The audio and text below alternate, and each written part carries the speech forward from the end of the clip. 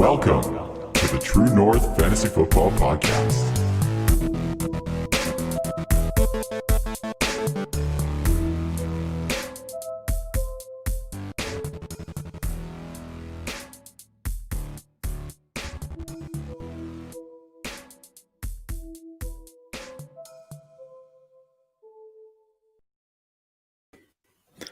What up, fantasy people? Live from Dirty Laundry Studios. This is the True North Fantasy Pod. I am Trav, as always, and you can find me at TCL14 on Twitter. You can find the crew's work residing at TrueNorthFFB.com, and we are currently live on Periscope through the True North Twitter account and on the TNFF network on YouTube. So make sure you subscribe to the YouTube channel. We got 4 weekly live shows, and then for all of our audio stuff, check out the podcast network where the entire True North Pod network is at TrueNorthFFB.com. So good episode on tap. And before we get into it, I just want to give a shout out to one of our sponsors, and that is Trophy Smack. So if you want to make your fantasy league more than just a fantasy, you need Trophy Smack. With trophies, belts, rings, loser trophies, and draft boards, you can take your league to the next level. As part of our partnership, you can go to trophysmack.com and you can find the perfect trophy or belt. And when you purchase that trophy or belt, use the promo code TNFF and you'll get a free championship ring, which is a $60 value. So you'll get that for free. So we just want to give a big thanks to Matt and the gang over at Trophy Smack. And again, that's trophysmack.com. And the promo code is TNFF to get yourself some free ice, a free ring to gloat to your league mates. Yeah, so as I said, interesting week 9 we had some new players stepping up for fantasy managers, lots of dud spots ruining our dreams as we make those playoff pushes. And of course, as 2020 goes, so do the injuries. We're not going to get too deep into the injuries tonight. As always, keep out for the Saturday night live stream that we've got going called The Spot. And we're going to update the night before the games. We're going to update all those injuries. As well as I would like to encourage you to make sure you go listen to this week's episode of The Undrafted, part of the Undroppables podcast network, because I went on there this week and the Undroppables resident doc, Adam Hutchison, dropped some really good early week knowledge as to what we can expect from those banged up players. So definitely go check that out. And that kind of brings me to my guest tonight. The first one I'm going to introduce is actually the host of said podcast, The Undrafted, and that would be Scott Boulanger. We actually up here would call him Boulanger. He's also known on Twitter as Jax Falcone, and you can find him at Dino Game Theory. Jax, how you doing, man? It's 2 nights in a row we've hooked up and got on the old microphone, buddy. I might be at a loss for words, as you know. No, this is awesome, man. It's nice to get us, each on each other's pod. I appreciated you having me on. We recorded last night, and I appreciate you coming on tonight. No worries. I'm excited to be here, and I'll do my best. Absolutely. I love it. You were just for some context, Jax just finished making some business deals at work, and then he came right here to jump on the pod. So just another layer of appreciation there that you kind of dropped everything after getting home and jumped on. Thank you. No, I'm cool. I got a couple glasses of water, glass of wine, some soup. I'm going to be just fine, baby. I'm ready to roll. Beautiful. And then the Jax, I love you, buddy, but this is a bit of a guest of honor for me. We haven't had him on the show yet, and that would be our man Chalk. That's kind of what everybody lovingly refers to him as on Twitter. His real name is Nick Yu, but you can find him at Chalk101. And like I said, guest of honor, Chalk. You're the guy who puts the coal into the engine of the machine. One of the co-founders of the Undroppables. It's great to have you on tonight, Chalk. Hey, thanks for having me on, Trav. I know it's been a long time coming. I know we've been talking about, me making an appearance for quite some time now. It's great to get on and joined by one of my Undroppables teammates, Jax. So it's going to be a good time. Yeah, it's I love doing the Undroppables collabs. I've had Jax on, I've had Stoner on, Tommy, Term, Beezy, all the boys, and recently actually just had Kanan Harris and Kyle Larson on as well. So a couple of the young bloods from the Undroppables. So yeah, it's always fun doing collabs with you guys. You guys are True North family 100%. Chalk, real quick before we get into it, man, I just want you to talk a little bit about the Undroppables and some of the stuff that you guys have going on. You guys got video content, you guys got written content, you got podcasts, you got it all. So why don't you kind of let me know a little bit about what you guys have built over there and how much fun you've had in that journey? Yeah, it's been just quite an adventure, so to say, in this first kind of year for us. We're up to like 4 podcasts now. We got Unscripted, we got the Undrafted with Jax, obviously. We have 2-on-1. So 2-on-1, Tommy, he joined up with us a little while ago. So we brought his podcast in house, and then we just recently launched Unmatched, which is a new style of podcast, kind of a game show style, kind of entertainment / informative. We kind of took a little bit of the Monkey Knife Fight kind of stuff, the games and contests that they had, and kind of mixed it in. And then it's kind of on the video content side. We're doing some film analysis now. I mean, Tommy and Justin from our side, we got that going on. We got pregame show on the Discord, the FF Discord. And then we got all of our rankings, led by Term and Jax and Pauly and Beezy and the crew. And then we're just pumping out content, right? Whether it's redraft or dynasty, waiver wires and trade targets, all that stuff. So we're just trying to put out good, informative content for people, and just helping people win titles and just have fun. That's what we're here to do. Yeah, man. I think it's well known that you guys have a lot of fun out there in the community, and I think that trickles down into the content that you guys have. Like all the pods have a lot of entertainment value to them, as well as all of your articles. Your site, I've told you many times, Chalk, is absolutely beautiful. So I encourage anybody to go to the undroppables.com, and then through there you can check out any of these guys' content, because there is a quality team working behind the machine for sure. It's like you're on brand here with this the machine. You're saying it all right, man. Jeez, Jeez. Dude. Yeah, I told you. You guys are like True North family. I know you guys well, and I know the operation over there is top notch. So we gotta pay for this advertising or what? We'll talk about that later, Jax. Yeah. Not this episode. This one I'll cut you some slack on, but any future stuff we might have to talk. Nice, guys. So I just want to say a quick word before I give the rundown on the episode, just to expand the box score, pay the bills, get that stuff out of the way, and then we're going to start dropping some heat, fellas. Expand the Box Score is the essential database for stat heads like us.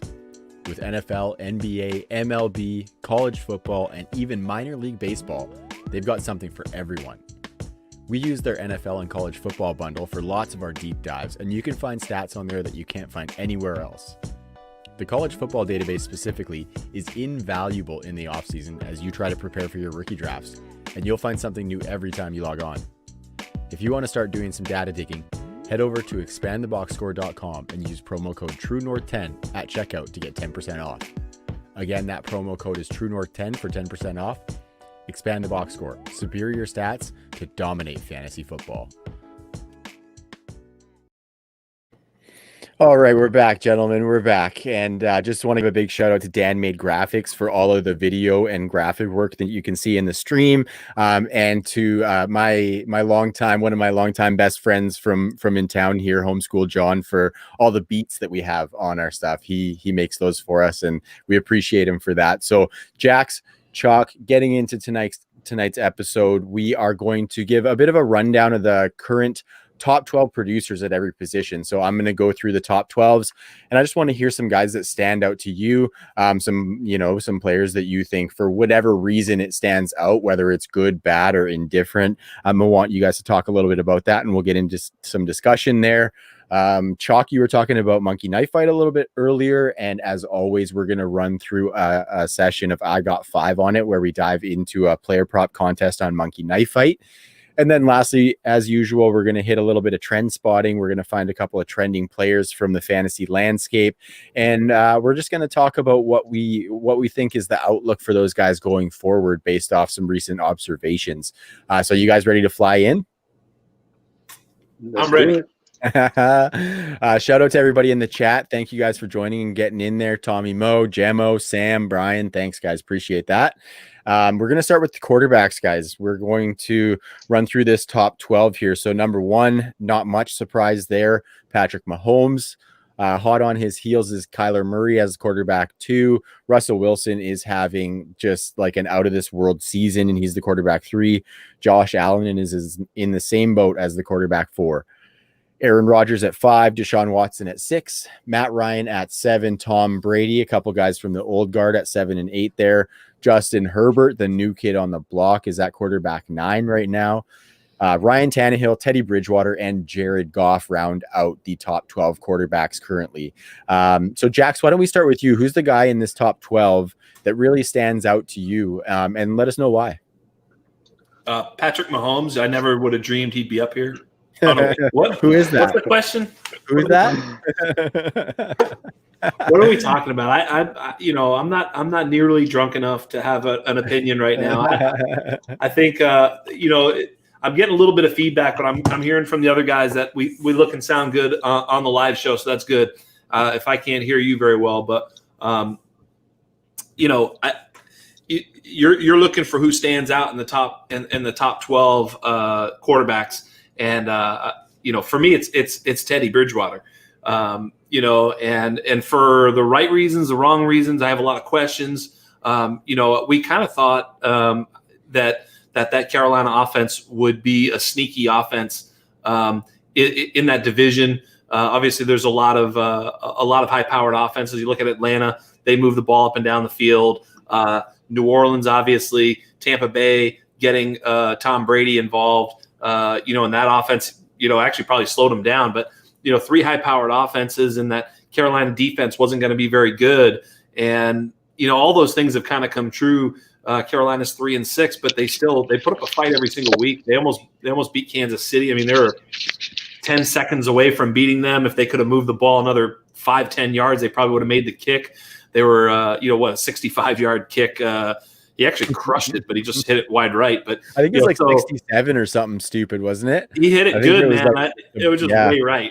But those kickers are getting a little bit more deadly from those deep ranges. But with Teddy, it's like, we always thought of him as a game manager and all this sort of thing. But really, I mean, if you're accurate and you can move the sticks, big plays are going to follow. They've got the best running back in the NFL, and Mike Davis. Oh, wait, what?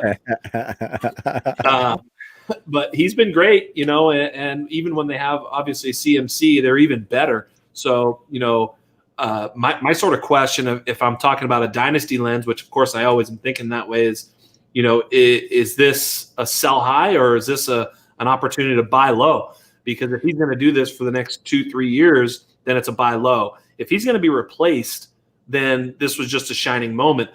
And that's really what I'm trying to decipher and understand and figure out going forward. But, I'm happy to see thanks, man. I'm happy to see, Teddy doing well, obviously on a personal level, but he's the one that sort of stood out to me. Yeah, and you mentioned the personal level. This guy has had to endure a lot in order to get to where he is now. Obviously, that big injury back with Minnesota, cup of tea with the Jets, came over to the Saints, and now he's starting in what looks to be a really good offense under Matt Rule. So we definitely root for Teddy Bridgewater, and I'm kind of in the same boat as you, Jax. I'm not quite sure what he is. Is he somebody that we want to entrench as our quarterback 2 in Superflex? Or is he somebody that we do want to sell off this production to somebody who might be a contender? And I think the record that they end up with is going to be a very strong indicator of what they do at that quarterback position. Because if they're in range to acquire one of those top guys in the draft, then I could see them bringing one of those guys in, making Teddy maybe a 1 more year proposition. But with that team maybe wanting to invest around Teddy and seeing how quick this turnaround under Matt Rule has been, I could see them sticking with him as well. So this one could really go both ways. Chalk, real quick for you, do you think Teddy is going to stick around in Carolina, or do you think they're going to be looking elsewhere in the draft next year? Oh, we lost Chalk. Hey, Jax, where are you sitting on that one? Convenient. Right when we're about to put him to the test, he ditches. He'll be back. He'll be back. Typical. No, There he let is. me answer for him. Okay. Whatever Jack said was right. Oh, shit. Did you catch that, Chalk? I was asking if you I was think just saying Teddy how great you Bridgewater's were. going to stick around. Yeah, Jax was tooting your horn. You know what? I did catch that. Sorry, I cut out a technical All issue. good, brother. Yeah, I mean, I think like the money they gave him, I think he's gonna stick around for at least another year. It seems like he's producing, and they paid him to like just kind of show up and start at least for a year or two. It looks like he's clicking. I mean, I'm surprised, like that he's even doing this well. I do have him on a couple of superflex teams, mainly as a QB2. There's like actually a team or two I actually have him as a QB1, unfortunately, but it's I guess generally worked out. But long term, I don't feel very confident in that. Some of the stuff that Jax was saying earlier kind of gave me a little bit of hope looking forward. I will say this though, he's not treating my bae DJ Moore very nice. So probably like being selfish, I don't want him sticking around. Yeah, that's more selfish thinking. Yeah, well, I think there's definitely room for positive regression for DJ Moore because he's been getting some decent volume. But he needs more to be what we wanted him to be coming into the season for sure. And we're going to get into a little bit more of the pieces around this offense. But so Jax, why don't we finish it off with you? Like, around where would you have him for dynasty rankings? Do you think that he does hold some value there? Especially I'm thinking Superflex just because that's predominantly the format that most of us play. But of course, those one quarterback leagues, Teddy could be one of those options where you stream from within if you have a couple of quarterbacks on your roster, right? So what do you think about Teddy as far as dynasty purposes? Are you in or are you out if somebody was holding a gun to your head? Well, anytime I'm trying to evaluate a dynasty player, it's my evaluation of that player and then my assumption of what their evaluation is of him, right? It's like if we think a guy is good or bad, it doesn't really matter if the team disagrees with us, right? So, the most important thing is that we're making smart plays. I'm actually all in with Teddy. I think he's a heck of a quarterback. There's only so many elite guys, but I think he's proving that he's definitely in that solid range where he can put up elite numbers on a weekly basis. I don't think he's going to be a top 5 quarterback in a single season, but he can be a top 5 quarterback on a weekly basis. Mm-hmm. I'll check where I have him right now. I call it the meaty middle. Right now I've got him at quarterback 20. And, he can move up or move down, but I have a hard time putting him ahead of even a guy like Baker Mayfield who, in a single week this year, I'd much rather be playing Teddy. But, we're talking about whether or not Teddy's going to be playing next year. He's a top 11, top 12 quarterback, however you want to look at it, and really he's getting it done. If we're going to say, okay, why are they 3-6? The 6 losses aren't Teddy, For sure. If they're going to fix something on their team, it's probably not him. But ultimately, if you don't have a quarterback that can win you a Super Bowl as an NFL franchise, and I guess you're looking for one that can. That's it, right? I mean, if I'm a GM of a team, I either think I have that guy or I'm looking for him. So if they don't see Teddy as that guy, all of a sudden he can be a backup again very quickly. So I think he's on a little bit of a short leash, if you will, on a yearly basis. If you had to ask me, I think he's going to be back next year. I think he's good enough. I think he's earned it, but it's certainly a risk. And if you can flip him, for a little bit more stable quarterback, it's certainly not a bad thing to do. You can steal Chalks. I don't know who he's going to say, but my runner-up in this list is Justin Herbert. I don't know if that's who he's going to say. If it is, I'm the best damn segue guy in the world. But I'm ready to talk about Justin Herbert every show I do. I've been asking that question. I asked it of you. Justin Herbert versus Joe Burrow. Who you got? I'm all in with Justin Herbert. So that's the other one that sticks out. If Chalk's going to say Justin Herbert, I'm ready to go. All right, Chalk. So is he the best segue man in the business? No, dude. That's why he's the host of Undrafted, man. I mean, baby. Either he's the best segue man in the biz, or he looked at all my notes and stole my homework. But I didn't do any homework. That's no, but Justin Herbert. Yeah, I mean that was the quarterback that I was eyeing on this top 12, coming in at QB9. Even though he didn't even start week 1, with Tyrod starting, the season. But yeah, I mean, this kid, coming into the season, I heard a lot from guys like Term and Jax and some of the other Undroppables guys that were hyping up Herbert. But man, this kid is just unreal. My brother's a big Chargers fan too, and he was actually disappointed that the Chargers didn't kind of make a move for Tua and they went with Herbert. But looking at this kid play, dude, he's special, right? He's not winning games, I guess, necessarily, but he's been on a tear. Even looking at points per game, he's averaging 25 points per game. That will put him at like QB5. We're just comparing at what people are putting on a weekly basis. I think this kid's going to be stellar for a long time coming. He's surprising. I thought he'd be good, but I just didn't think he'd be this good this early. And you said he wasn't winning games, but he really is winning games. He won this last game. He threw a touchdown pass to Parham. It somehow slipped out of his hands, hit the ground for a second. He threw the game-winning touchdown pass, made the throw. He made the throw to Mike Williams in that game that went to overtime. That was a sick catch. That throw and catch to Mike Williams, they set up a 48-yard or 45-yard field goal to win it. Moneybags missed it, and like at the end of the day, that was a game-winning play. So he's made like 2 or 3 game-winning plays in games that they lost, which is hard to do. But of course, it's the Chargers. Yeah, 100%. And I think you said it well, Chalk, when you said just like we thought he was going to be good, but not this early. I was honestly thinking that he would be on like a 2 to 3 year timeline before he was entrenched in that starter's role.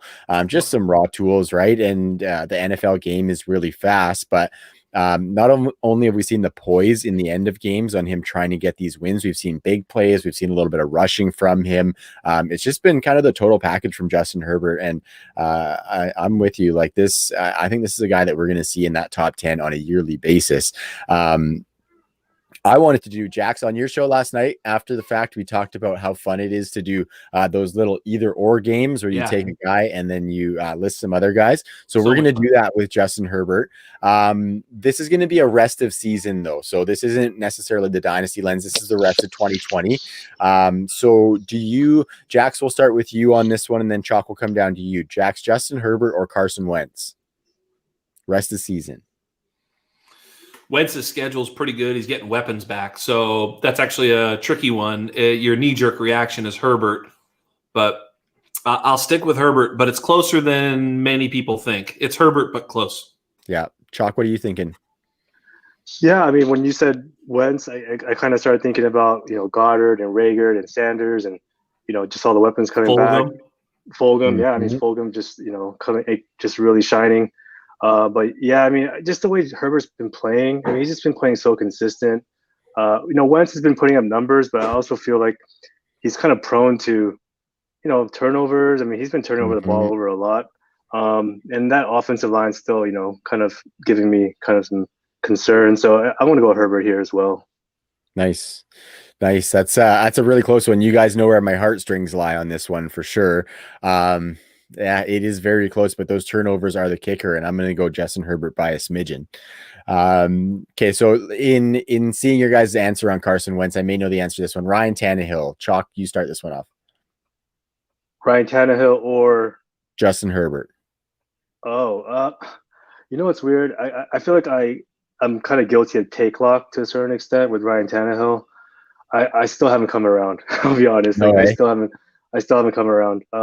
I know he's putting up numbers. I know he's pretty solid in Tennessee, and he has kind of the arsenal around him. The running game has been helping him a lot. Obviously, taking the pressure off. I just like Herbert. I don't know. Maybe it's just the recency bias for me, just the way he's been playing, and just kind of enamored by just his style. And I'm an LA guy, so I'm going to lean Herbert here. But I'll be honest. I think Tannehill is actually really solid. It's just for me, I just haven't been able to kind of turn that corner for me personally for any of my teams. Yeah, for sure. It's hard because there's that low volume and Ryan Tannehill relies on a lot of efficiency. So I think that's the tough piece because Justin Herbert has the volume and he's putting up that large production where Tannehill needs a lot of things to go his way to put those weeks up, which we have seen a little bit this year, but it's harder to maintain that on the volume that Tannehill has. So I'm going Justin Herbert there as well. Jax, real quick, Justin Herbert or Ryan Tannehill for the rest of the season? Yeah, it might depend a little bit as to what my team looks like, to be honest, because if you look at Tannehill, he's got Indianapolis, Baltimore, and Indianapolis in the next 3 weeks, which is bad. That's not good. Oh my God. Sorry about that. Is that me? That's all good, buddy. Holy smokes. Well, I think I have a ninja breaking in the house. You guys might if you see me jump up, it's because I'm defending my home. But then after that, he's got Cleveland, Jacksonville, Detroit, and Super Bowl week, Super Bowl, fantasy Super Bowl at Green Bay. That's kind of a tough one, but could be a shootout. So, it's really close. I will say it's very, very close. Yeah, man, that's a tough one because Tannehill is so solid. Herbert again. I mean, it's really the kid just chucks it down the field, and they're playing from behind a lot, and almost no matter who they play, he's going to have to make plays. So that's what's exciting about Herbert is he's shown the propensity to be able to throw it down the field, the willingness to throw it down the field, and sometimes the need to have to throw it down the field. So give me Herbert, but again, very close, very close. Mm-hmm. Yeah, on that downfield note, actually, Jax, Justin Herbert already has 4 touchdown passes of 50-plus yards this year, which is what the league leader ended the entire season on last year, was 4 touchdown passes of 50-plus yards. So, he's looking really good. So I think it's just safe to say that we all probably have him in that 7 to 10 range for the rest of the season, maybe 6 to 10 range for the rest of the season. You actually mentioned Tannehill's final schedule in the Green Bay Packers, Jax. So that's where I want to move for the guy that stands out to me, and that would be Aaron Rodgers. He's the quarterback 5 right now. And in my opinion, he's been doing it despite a little bit of a lack of pass catching weapons, because obviously you got Devontae Adams. He's back healthy. He's averaging 12 targets over the last 4 weeks and a 37% target share, which is massive.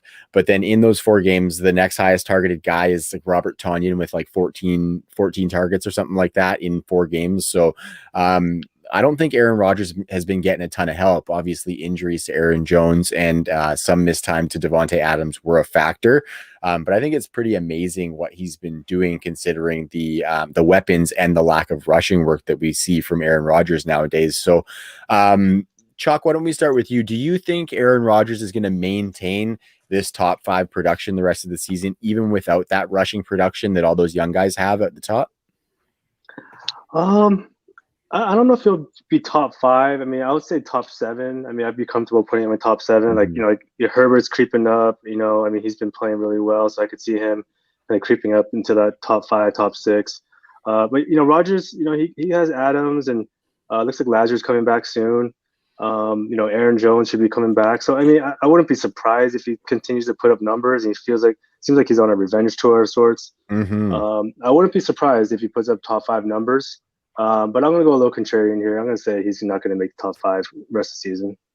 No, I think that's fair for sure. Jax, where are you sitting on it? Do you think he can maintain that, or is he going to fall a little bit as these guys get some more of that rushing work and players like Justin Herbert get more entrenched in their offenses? I completely disagree with Chalk here. I think he's gonna challenge for the number 1 spot going forward. I mean, his schedule is super soft. That team is looking to play for something, so they're not going to be giving up. They're not going to be taking their foot off the gas. He's got Devontae Adams back, and you want to hear a juicy schedule. Outside of 2 games, he's got about as good a schedule as you could ask for. Jacksonville. He's got two semi-tough games, but actually can both be passed on more than they can be run on, at Indianapolis, against Chicago. Okay, so those are the tough ones. And then it's Philadelphia, at Detroit, Carolina and Tennessee, both home in the Week 15-16 playoffs. I mean, Detroit, Carolina, Tennessee for your playoffs. I mean, give me some of that. So, I mean, I made a big trade in a super flex league I'm in. I had Lamar, Teddy, and a little bit of nothing. I had Phil Rivers and Sam Darnold. I kind of turned Sam Darnold and Phil Rivers into Aaron Rodgers. Had to give up a little bit of draft capital, obviously, to get there. But to me, it was a home run, because now I think Aaron Rodgers becomes my quarterback 1 over Lamar. At this point. Crazy to think, this time last year, but especially with his schedule, he is an absolute monster. He obviously has been kind of destroying everybody. As long as Devontae's there, I think he could have no one else, and he could throw for 300 yards to just Devontae if they made him. So, it's incredible. So, yeah, I do think the schedule plays a lot into that, though. So give me Aaron Rodgers. Yeah, I like it. I think he's right on the cusp of that top 5. Like if I was betting on it, that would be right at the push spot for me, would be top 5.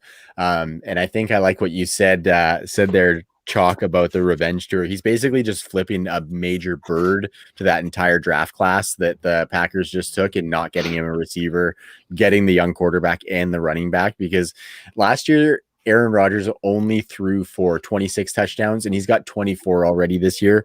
So he's, he doesn't give a shit who the weapons are. He's just going to throw to them. He's going to throw touchdowns, and he's going for a Super Bowl this year. And I think the NFC is in kind of a prime spot where the Packers could potentially go on a run with an improved defense. So I'm going to say I'm with Jax, and I think he's going to finish just right at that 5 spot. Top 3 is a little tough for me to see, but I think in that top 5 is good.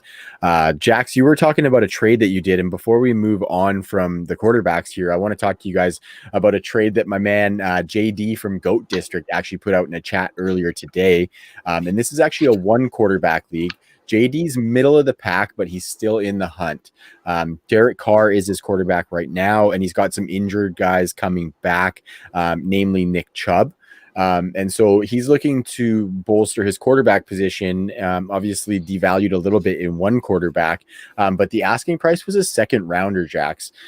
So we'll start with you, and then we'll go on to Chalk to see what he thinks on this one. But if you're a contender and you think Aaron Rodgers puts you over the top, are you going to pay a 2nd round pick in a 1 quarterback league to acquire him? Sure. I mean, you prefer not to have to do that. But especially considering it's probably yours, and if you're that good and your team is stacked and you think that literally like Aaron Rodgers makes you a champion, then that means I guess you kind of have to. You're trading a late 2nd, presumably, in a 1 quarterback league, which means that actually the talent's going to be a little bit thinned down. Maybe you can replace that quarter, but I don't know. I mean, I definitely pay that. I mean, I hate making trades like that for quarterbacks. I'd really have to see if it's a real team that could really win for sure. It has to have a very high probability of winning a chip. I'm not doing it to get close to maybe. I'm doing it to put myself over the top. And a lot of guys overvalue that when they make those trades. So, if it's actually a team that's that close to winning, for sure. For sure. And I think for me, if I'm the Aaron Rodgers owner, I'm probably not going to want to accept anything less than that 2nd with him playing at a top 5 clip this year. Yeah, Chuck, would you say that you're in the same boat with that, or how do you attack that in a 1 quarterback league? Yeah, I mean, I'm going to agree with Jax for the most part. It's a 1 quarterback. The quarterback position obviously not valued as high. It's presumably a mid to late 2nd, right? Even if you make the trade and things kind of don't work out and you end up with like a mid 2nd, maybe a 2.8 or 2.7. Yeah. I mean, I don't know. I feel like if you really feel like Jackson, if you really feel like it's gonna give you an actual shot, I mean, just having Nick Chubb coming back, I don't know, not looking at the roster if Aaron Rodgers is going to be enough to put you over. But he's a considerable upgrade over Derek Carr, I think, on a points per game basis, and just consistency and just kind of having that confidence week in and week out.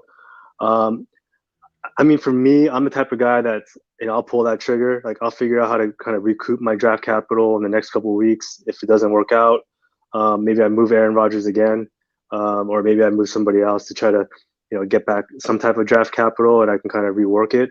I'm not afraid to lose a trade either. So I'll make the trade and I'll figure it out in a couple of weeks if it doesn't work out. Nice. I like that. And that just kind of speaks to kind of staying liquid with your league, right? Sure, it looks like you're paying a lot at that point, but you got to trust in yourself as a good team manager in order to be able to recoup or to be able to compensate for that loss in the future. So I like how you said that. And that definitely holds true playing with both of these guys in leagues. These guys are all over it every single week, man. Every week they're making moves. And yeah, it's a blast playing with you guys. That's for sure. We talked a bit about it last night, Ajax, how there's some sharks in these leagues, man. Whew. Yeah, I mean, that's one of the reasons that I was really excited to, I was playing in a lot of leagues. So the joy of playing Dynasty doesn't need to be, it's fun no matter who you're playing with. As a matter of fact, it's more fun to play against bad players because then you get to win. So I prefer winning, and the worse the players and the higher the stakes. Those are my favorite leagues. It's kind of like a poker table. You know, you want a bunch of fish, loaded fish. That's who you want to play poker against. But yeah, I mean, to test your mettle against some great dynasty players is fun. You know, I mean, you know, I think I mentioned it last night. Did I tell you about Chalk's team? Oh, we mentioned, I think it was before. It wasn't on the show. It was before when we were just chit-chatting. And, you know, I mean, he did have a minor league feeder team that kept giving him good players. So, I mean, it's technically a little bit but, you know, I also profited off that particular feeder team. So we all sort of picked off what we could from that team until it was abandoned. But that being said, his team is just so good. And it's like, you know, you look at his team, it's so good. It's 8-1 or whatever. Of course, Term took a lot of credit for beating your ass this week, but fucking shit. He did, man. He said it on the pod and everything. He was like, he was pretty proud of it somehow. But, you know, this guy's in like 50 leagues. He plays against all sorts of people all over the industry, and he's jumping up and down about taking Chalk off his little high horse. But, you know, that team is so good, and then it's got so much draft capital. And it's like, I don't even know how you did that. We do know how you did it. I mean, there's a little bit of shenanigans. We'll obviously let it go because, you know, we're on the payroll. I'm not gonna upset the boss. You know what I mean? You know what the funny thing is? That's one of the few drafts that I actually went extremely like trade back, right? Like Jackson has an article up on the site. It came out a while ago, but like the dynasty game theory. Startup draft, right? The trade back method, and I actually used that to the T, right? And all I did in the whole draft was, all right, this pick, who wants it? Just give me your first, give me your first, give me your first. I was just trying to get first or seconds or whatever, just to get as much draft capital as possible, and just kind of let the board fall to me. We had a couple of guys that a little bit newer, maybe to dynasty, that let some pieces fall. And I looked out, and yeah, I mean, there was a team that, you know, a few of us were picking on, and got to the point where, you know, he just became just over the team. I guess couldn't handle it. Yeah, but I mean, we predicted it too. We said we said this team is getting orphaned. Like this thing is going to get you know, turned over. Once he wakes up sober the next morning, goes, what the fuck did I do? You know, so absolutely. But the funny thing is, a lot of these trades, I mean, even probably for you, Jack, like he was sending them to us. It was just like, wait, what? What is this? I'm going to accept this. Yeah, like I'll accept this. No counter. This is good for both teams for sure. Yep. Those are always fun. So, Jax, it sounds like you can't be bitching about Chalk's team because that article you wrote kind of contributed to that. So, well done on the article and well done on that team, Chalk. I am going to ask you about that if we have a little bit time at the end. I want to dig into that roster a little bit and see what you're working with there, because even Paulie was hyping that up on Twitter as soon as he saw that you're coming on the show. He says, "Good, Chalk, to tell you about this roster, man." So I'm gonna have to hear about that in a little bit. Moving into the running backs, though, guys, I want to keep flipping through these top 12s. Running back 1 right now is Alvin Kamara. Number 2 is Dalvin Cook. Number 3 is Ezekiel Elliott. Number 4, James Robinson from Jacksonville. Derrick Henry's at 5. Todd Gurley is at 6. Mike Davis, good old Mike D, sitting at running back 7. Aaron Jones, even after missing a couple of games, is sitting at week 8. That is pretty insane. Clyde Edwards-Helaire, the Fresh Prince of Hilaire himself, is sitting at running back 9. Josh Jacobs at 10, Kareem Hunt at 11, and somehow Ronald Jones is sitting at running back 12, gentlemen. So I actually want to start with mine first real quick, guys, because I think he would probably be the biggest surprise in this top 12, and that would be James Robinson from the Jacksonville Jaguars. Of course, he was the undrafted free agent. He had some big years at Illinois State back in college, but not a ton of love even in the fantasy community, which I've found so far is really good at uncovering these hidden gem running backs. And obviously people did uncover him, but he didn't get a ton of hype as one of those guys because he just looked like depth behind Leonard Fournette and Raquel Armstead. Sorry.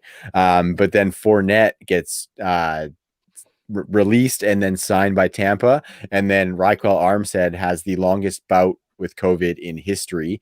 I think he might still be on that list. So hopefully he's getting better. But that's interesting to see that he's been on there for so long.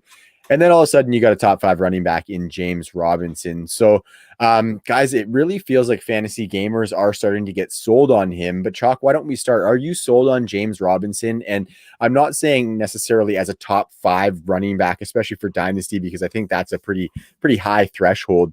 Would you say that he would be top 12, 15 for you in Dynasty? I don't know about top 12 to 15, but I'll admit I actually had quite a bit of James Robinson on my teams, like, rostered on my teams. I had him picked up a lot of late end of drafts, and then even like some through free agency. And then as he started blowing up, I'll admit I sold, or I traded away James Robinson in several leagues too early, way too soon. I got a little too ahead of myself. But yeah, looking forward, I would say he's a solid RB2, like top 20 back. To say he's a top 12, I don't know. I feel like it's still pushing it.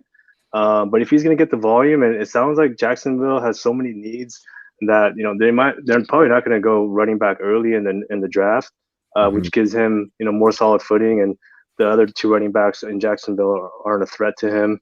So I think comfortably he's top 20, maybe creeps into the top 15. I don't have it in front of me. I do. You have him at 17. Yeah. You have him at 17. But Yeah. I mean, to your point, he's somewhere in there, right? We have him between 15 and 20. I think I have him at 21 right now. I was going to say Chalk can't say he's into him because he sold him for a second in one league. I think I'm not sure. Who knows? It was pretty bad. It was pretty bad. It was a second and third. Pretty embarrassing. But honestly, it's not even that crazy because that was the value then, and when you sold, right? He can disappear quick, right? We've seen this story before, so the process is fine with what Chalk did. We're making fun of him in hindsight, but you have to make fun of him right then and there. You have to be like, you're an idiot right now. You can't go back and say, look, of course you're an idiot. That's not how this stuff works, And so he also sold him for a 21 first in a lot of spots. So, he sold his first share early and admittedly light, but that was the value then. And he had it, it is what it is. I mean, at this particular point, I've been asking on my show almost every single week, if you had to pick, and I don't think I asked you, Trav, so I'll ask you right now. If you had to pick 2021 game 1 for the Jacksonville Jaguars, who do you have as the leading touch getter in the running back field for the Jaguars? James Robinson or anyone else in the field?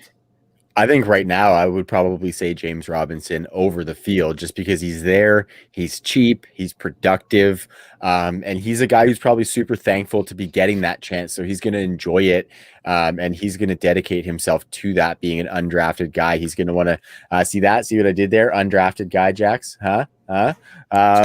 Yeah, so I think I would say I would bet James Robinson on that. And so that kind of brings me, Jax, to one of these other either ors. And I want to start with the other rookie running back. So just give me a name real quick, guys. James Robinson or Antonio Gibson? Dynasty. Jax. They're back-to-back in my rankings, and that's right where he's at for me. So I'll go with whatever I have here. I think I have Gibson one spot ahead of him. Totally. Yeah, John, Gibson. yourself, Yeah, I mean, honestly, I'll take whoever I can get profit from. If someone is going to pay me profit, I get Gibson and profit. I'll take that. If it's the other way around, so they're really close. Gibson maybe just because of ceiling and draft pedigree, but it's super close for sure. Chalk, how about you? Where do you sit on Gibson, and where do you put Robinson in relation to him? I actually have Gibson at RB 18, one spot behind James Robinson. So I think me and Jax probably have him flipped. And I had Gibson higher than Robinson for quite some time. My rankings haven't been updated for a couple weeks. So I need to get on this, but even with my bad trades with James Robinson, I still have to admit that he's a rising talent. And Antonio Gibson, I mean, he has that ceiling, like Jack said. I just don't know, right? With at least right now, the way Washington looks, and even got McKissick taking touches and taking some of that ceiling off, and I don't know. James Robinson looks like a running back. Antonio Gibson looks like I don't know if he's a running back. I don't want to say he's a gadget player. He just looks like an all-around type weapon. But he's definitely not CMC, though. I don't know. People were talking about he's the next CMC. He's definitely not CMC. Riverboat Ron. Yeah, but I'm gonna say James Robinson by a hair. But yeah, again, like Jack said, if I can get profit either way, like Sure. I'll trade, no problem. For sure. Yeah, I have James Robinson at 19 myself. I actually have Antonio Gibson at 25, but in looking at the guys in between, I might adjust him up into the 23 range. But yeah, I Yeah, I think mean, so. and that's the other thing too. It's like, if you're a team that, I would say James Robinson's value is higher. So if you're getting Gibson, you got to be getting profit. But I don't know that I would give too much profit to get James Robinson. That's probably the best way to say it. That's But good. right, because I mean, I think we all can agree, like, in most leagues that we're in, James Robinson's more valuable. He's also more valuable right now because he's producing at this top 5 level. How long, we don't know. For sure, we don't. For sure. And you said it earlier that we've seen this story before, Jackson. That's what gives me a little bit of pause is that, he's this guy that, albeit he's producing, it's the team hasn't invested a whole lot into him. And so if they see that on paper talent elsewhere or something that has more numbers behind it to show that this guy is going to be a surefire elite talent at the running back position, I could see them pivoting, but I hope it doesn't happen because James Robinson's been a fantastic story. 2 other real quick either ors. I'm not going to go through many more of the rookies because it sounds like you guys would have the other guys a little bit ahead of Robinson. I have but in Akers ahead of Dynasty, him. do you? Yeah, I figured you would. Akers is your boy. Kareem Hunt, Dynasty. James Robinson or Kareem Hunt? Kareem Hunt. Yeah. Chalk, you too?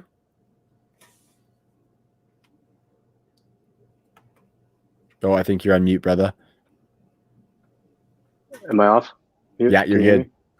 All right. Yeah, so I think you're looking at my notes. I have Kareem Hunt, one spot of James Robinson at 16. So I have Kareem Hunt 16, Robinson at 17, and Gibson at 18 right now. Yeah, I got Kareem Hunt at 15 and then Robinson at 19. So I think we're all pretty in line that he's in that 15 to 20 area. So I think that's well put on James Robinson there. So Chalk, now I want to move to you and I want you to tell me who stands out of these top 12 running backs for you. It's actually surprising. The RB7, CMC 2.0 and Mike Davis. I mean, yeah, I've seen him play well in the past. I think back in 2018, he had some good games. So I was familiar with kind of his kind of all-around capabilities, pass catching and able to run between the tackles. But I mean, coming in for an injured CMC and vaulting up to RB7 on the season, I mean that's just surprising to me. I mean, no one coming to the season would ever thought Mike Davis of all people would be top 10 running back of the season. I mean, given CMC's kind of history of health, I mean, I know this year's been, definitely a change in that. And I actually could see Mike Davis holding on to an RB1 kind of, standing for even maybe the rest of the season. I mean, the way CMC is injured again, who knows when he comes back. And if he keeps playing pretty well, maybe, they kind of keep it easy with CMC, like their prized workhorse. Yeah, so Mike Davis is a big surprise for me. Yeah, I like how you put that, especially if Carolina's in a position where they're not going to make the playoffs by the time Christian McCaffrey comes back. I think we definitely see Mike Davis still in there. It's interesting because he is in a contract year. He's going to be a free agent at the end of this season. And like you said, he has had some great production in the past. Actually, some of his efficiency numbers from his one season he had in Seattle that was really productive were almost like elite efficiency numbers. Obviously, that's not saying a whole bunch because he didn't get a ton of opportunity as far as volume, but he was really, really good then, and he's showing that he is now. So kind of with that, with him showing his stuff and being in a contract year, Chalk, we'll start with you. Jax will come to you in just a sec. Do you think Mike Davis holds much dynasty value, like for the off chance that he goes elsewhere and gets a shot? Would you be trying to pick him up for maybe like a second round pick in a dynasty league, or would that be a little bit steep, do you think? No, it's still steep for me. Yeah. I actually had an opportunity in one of my leagues where I was actually pretty desperate for running back. Someone offered me Mike Davis, and I don't remember exactly what it was. It was like a second or something like that, and I turned it down just because I thought that, hey, he's like a rental. I mean, this year would be good. If you're competing, and you feel like he can kind of hold you over. I wouldn't hate that trade, but I don't see him doing anything long term. I mean, I don't want to kind of throw kind of dirt on his name, but I don't see him, carrying into a big contract next year or walking to a starting role. He's been around for a while. I mean, it's not like he's not had big games in the past. I mean, I know this stretch has been definitely, we haven't seen from him, but he's put up 20 plus points in the past, right? So I mean, I feel like he's had chances in San Francisco and Seattle. I mean, Carolina's a little different. I don't know what it is in the water over there with Bridgewater and Robbie Anderson, but I wouldn't invest heavy into Mike Davis, to be honest. Nice. Jax, would you say you're in the same boat? Yeah. It's funny when Chicago drafted David Montgomery, I was like, why do they need David Montgomery when they have Mike Davis? And certainly and I was laughed at on Twitter, and literally, Mike Davis is everything that David Montgomery is. I mean, and they're pretty close. I mean, they're pretty close as a talent. And, it's funny how that is. I mean, I'm sure there's a lot of redundancy draft picks, a team picking a defensive end when they already have a defensive end that's pretty close. So yeah, I'm sure this stuff happens at positions that aren't as glorified as quarterback or running back, but I felt like I pretty much had that nailed, and everybody was telling me how David Montgomery was going to be elite. Chalk was that guy. He loves David Montgomery, thinks he's elite. Is that right, Chalk? Yeah, he's the most elite running back in the 2019 rookie class. Sure. Wow. Thank God we got that recorded, Chalk, because I don't know if I'll ever hear you say that again. I can't believe I got it out of him. No. Oh my goodness. So as Ruined Chalk my lies through reputation. his teeth. Ruined my reputation. Yeah, exactly. So I think that's a pretty good, that's a pretty good summary of Mike Davis. I'm kind of in the same boat as you guys. Like, if he goes somewhere, he's going to be the backup to somebody who is perceived as a better talent than him, although we know that Mike Davis is a really good talent. So if you are like hoping for that of Mike Davis, then make sure you're being careful on what you're paying up for, because that return might not be quite as good if you're paying like a second round pick. But if you can get him for a third and like some ancillary bench piece or some like super up and coming guy that's on a practice squad, then maybe you do that if you need some running back depth and the potential for Mike Davis. Trav, I've got Mike Davis on a bunch of squads, like I more than I want. I don't even want him that much. And I've been trying to sell him on a lot of spots, but in a lot of the spots that I have him, I'm like, he's been starting for me. So for it's sure. Like, I'm not going to sell so light, and I feel like the CMC owners should have been, knocking on that door, because that's the guy who needs him, because then you're getting that CMC production, or at least close to it, for that whole season. But there's CMC owners that I don't know, in a lot of leagues I'm in, they were just asleep at the wheel, in a couple spots, like, I'm in a league with Beasy. He has him and I have Mike Davis, but his team is a rebuild team. He's got nothing. He's like last place. I don't blame him. I don't even think I asked him, because what the fuck's he going to do with him, right? So there's certain spots where, you shouldn't be going after him. But if you have at all a chance of competing in any way, why not flip something? Just it doesn't even have to be like a pure 2021 second. It can be, this guy and that guy. It sort of just create some equity where each of us are getting something, but get that guy, but yeah, so I'm happy playing him, in my roster and going from there. I'm not going to sell so light. For sure, yeah. It's kind of like what we talked about last night about Todd Gurley, actually, Jax, and how if you're selling him right now, letting him just sail off into the sunset on your roster might be better than what you get in return for a trade for him. Kind of like the same as that with Mike Davis. If you can get him at a decent price and he's going to help you make that run, go ahead. Just be a little bit cautious with that. Yeah. So Jax, why don't you give me your running back that stands out of this top 12? I think I don't know if I texted you what I was going to say or not, but I think I was saying Todd Gurley. Who's the segue king now, Jax? Exactly. I don't have anything prepared, as you know. So I think you might be onto something here. But yeah, I mean, for me, it's Gurley. We talked about it last night, and I'll sort of repeat myself a little bit. For me, it's like we started treating Todd Gurley like he was a ticking time bomb. Maybe he is. I mean, he's certainly not the player he was. That much we know for sure. but he's what? He's running back 6, 5, whatever, 7. I mean, wherever he's at, he's producing. And so that's not a bad, that's good. You know what I mean? Yeah. And yeah, he's no longer the league winner. He's no longer worth 3 first-round picks, but he's definitely worth, a high second, low first in a pit. I mean, if you're a competitive team, he may sort of leave you, waiting at the altar, so to speak, if all of a sudden it's just the wheels come off. I'm a little bit concerned year to year where he's at, but he's still 26. He's got a couple years left. I mean, of good production, at least what, RB 2-ish, 1-ish, 2-ish production for 2 more years. I would think that's fair. Sure. His problem is degenerative, right? So it's going to be, his career is going to get cut short. That's what's going to happen. He hasn't had an injury where he's just going to be gone tomorrow. It's more like slow decline. So, okay, well, he went from the best running back in the league to actually better than I thought, a mid RB1. Mm-hmm. God, I paid late first, early second values in the offseason in a few spots, have him, and I'm like, this is great. I paid a late first, on a team that won a title last year, and I have him on that, on that team to win the title last year, and I'm first or second place in that league, riding a little bit of Gurley.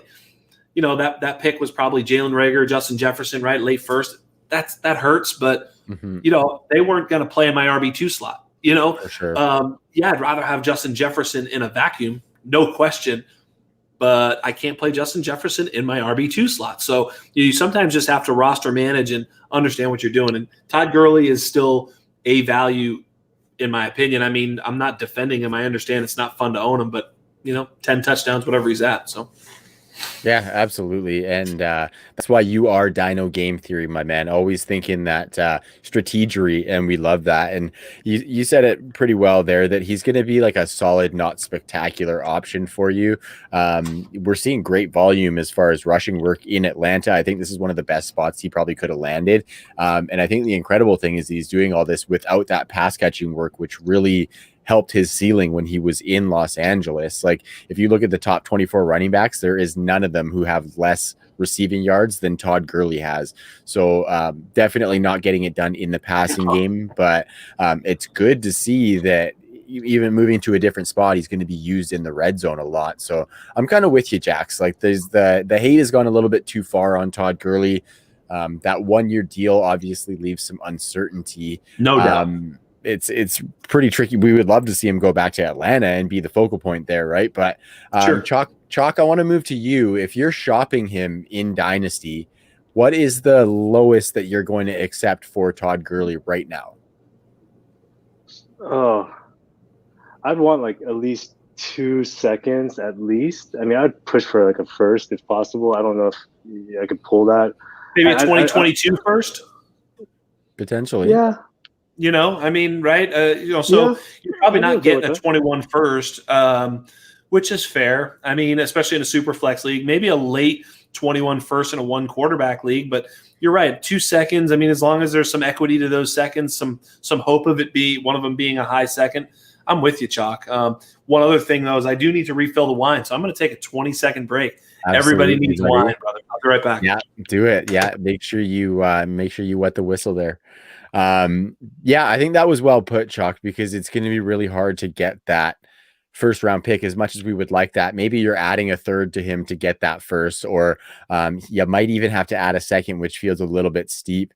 One place I would like to use him is just to add to like a mid-tier wide receiver to potentially get one of those top 10 upgrades at wide receiver or something. I could see you kind of maximizing his value to put him as an add-in on a deal. Mm-hmm. But I mentioned it on Jax's pod last night that if he's going to keep giving us these, obviously the top 10 production is a bit of a bonus. We're probably expecting Gurley within that top 15, top 20 as well.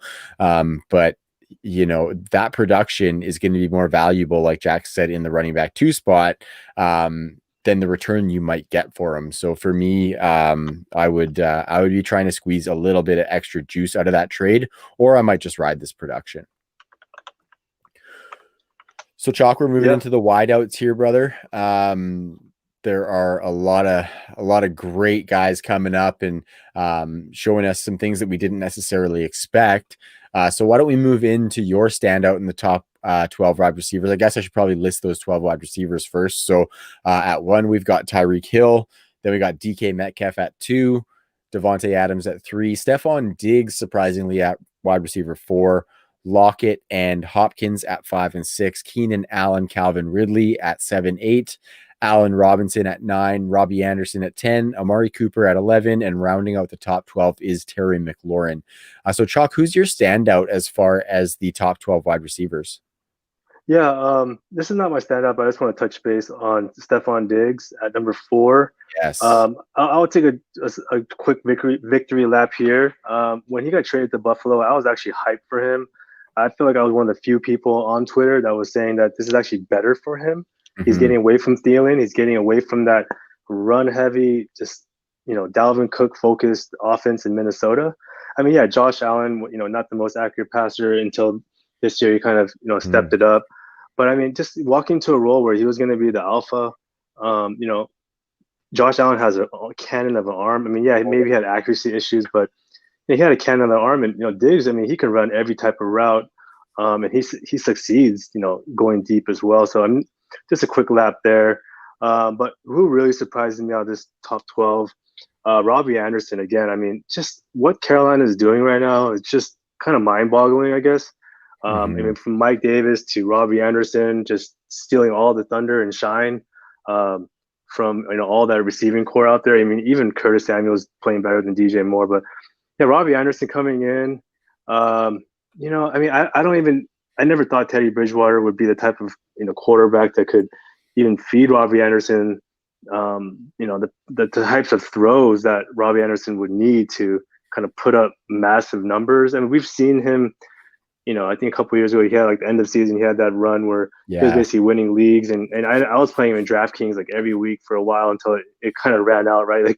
Like the Cinderella story kind of fell short. I think that final week where we thought you could ride him one more time, it all just kind of came off.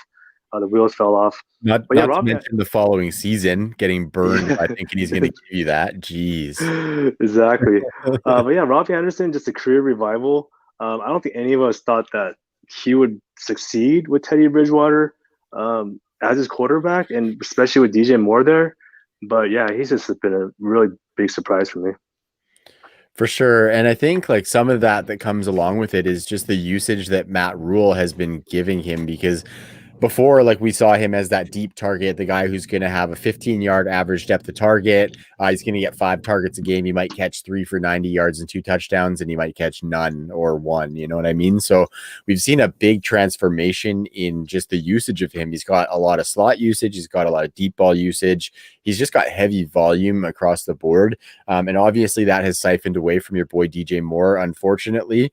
But I'm really happy to see it for Robbie Anderson. And maybe that's just because I got sucked back in and burned by him so long that maybe it's just some sweet solace to see him doing this now or something like that. But I am rooting for Robbie Anderson hard. And if it's me, I would say Robbie Anderson is the guy to own rest of season. I think we're probably at that point where we have to decide that. Well, maybe not. You don't have to decide, but Jax, if you have to decide Robbie Anderson or DJ Moore for the rest of 2020, where are you going to go with that?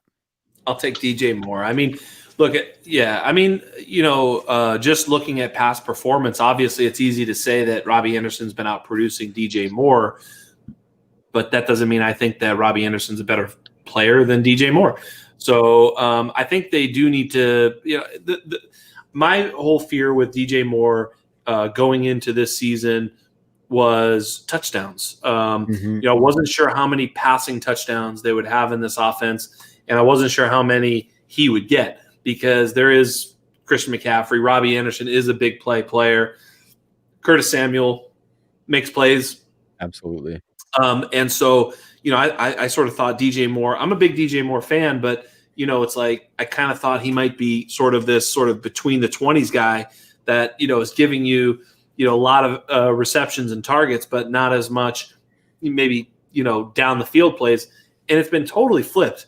Robbie Anderson's been getting a lot of those short intermediate plays, and they've basically been targeting DJ Moore deep. I mean, Does that have to continue? I don't know that it has to. If it does, great. But yeah, I would certainly be okay with DJ Moore. Obviously, it's a bit disconcerting. And if you're owning DJ Moore and playing and starting him, it's like, I mean, I start him in a league and he had no catches until the fourth quarter. I mean, he got 2 catches. What was it? 2 catches, 55 yards. I mean, whew, it's like, yeah, thank goodness. Yeah, no kidding, right? You're like, my God, I was going to get blanked. At least I got 7-8 points. So he's been scary. But I don't want to use the small sample of 2020 as my predictor of what's going to happen, for the rest of 2020. I'll still look at as much data as I have, which is, I think that DJ Moore is better than Robbie Anderson, but Robbie Anderson's been, he's been, a godsend if you've had him on your team. I mean, I know I sold or was trying to sell, and in places that nobody bid, it's like, thank God they didn't, I didn't sell too light. Exactly. This is great. That's a locked-in flex spot right there. Yeah, what the hell? So yeah, absolutely. But I hear that. I mean, I have no problem, with either one rest of the season. It's a little murky for sure. And Curtis Samuel's been getting those little sort of jet sweeps, and he caught a touchdown pass this week, but it was one of those like he's running in front of the shotgun and they just tipped it to him. It's a touchdown catch, but it's really a run. It's just a touchdown run, but he's getting a lot of that stuff. And I thought DJ Moore would get more of those opportunities because he's so good with the ball in his hands, but not so much. For sure. And I just find Curtis Samuel is a bit of an annoyance in that offense because there's volume enough for both DJ Moore and Robbie Anderson to produce. Chalk, you were mentioning that Robbie Anderson surprised you. Has he surprised you to the point where you would go for him over DJ Moore for the rest of the season, or not yet? I'm still gonna hold my reservations out a little bit longer.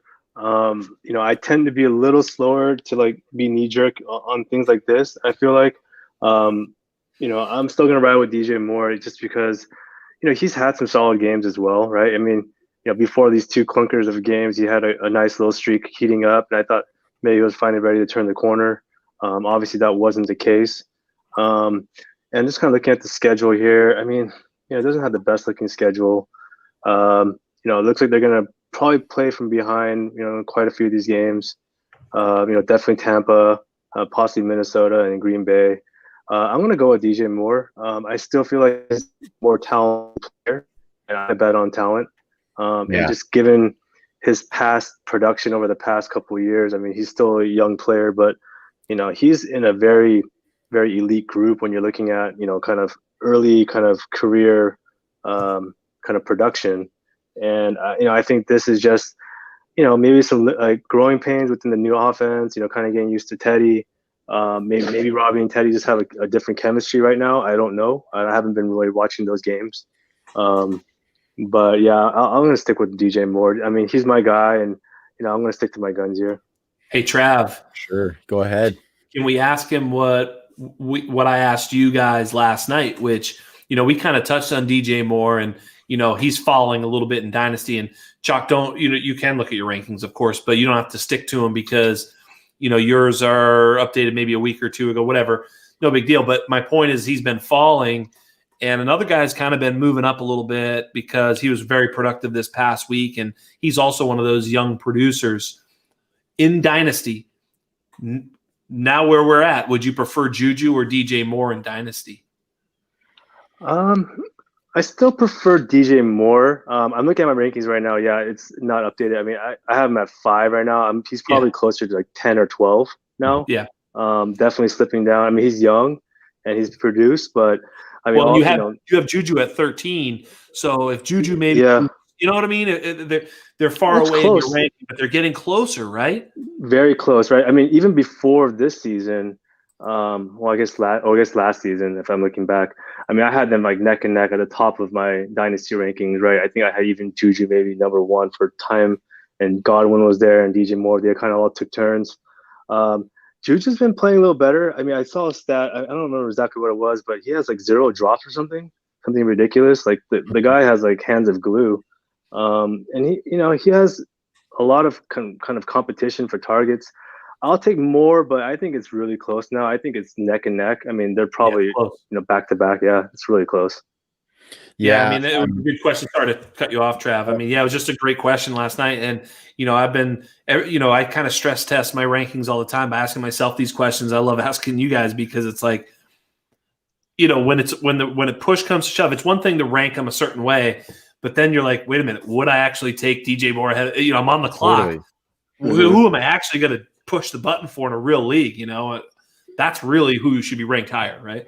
For sure. And sometimes with these guys, because they're so close, it can even come down to wanting to diversify, right? Like if I've drafted DJ Moore in 3 similar draft slots in the whatever round it is, I might go for Juju just to diversify that a little bit and have Juju on one of my rosters. But I looked at it here and I got Juju at 11. I've got DJ Moore at 13, actually, Jax. I didn't have my ranks handy last night, but yeah, splitting hairs between these guys. They're both really good players, both really good with the ball in their hands and after the catch.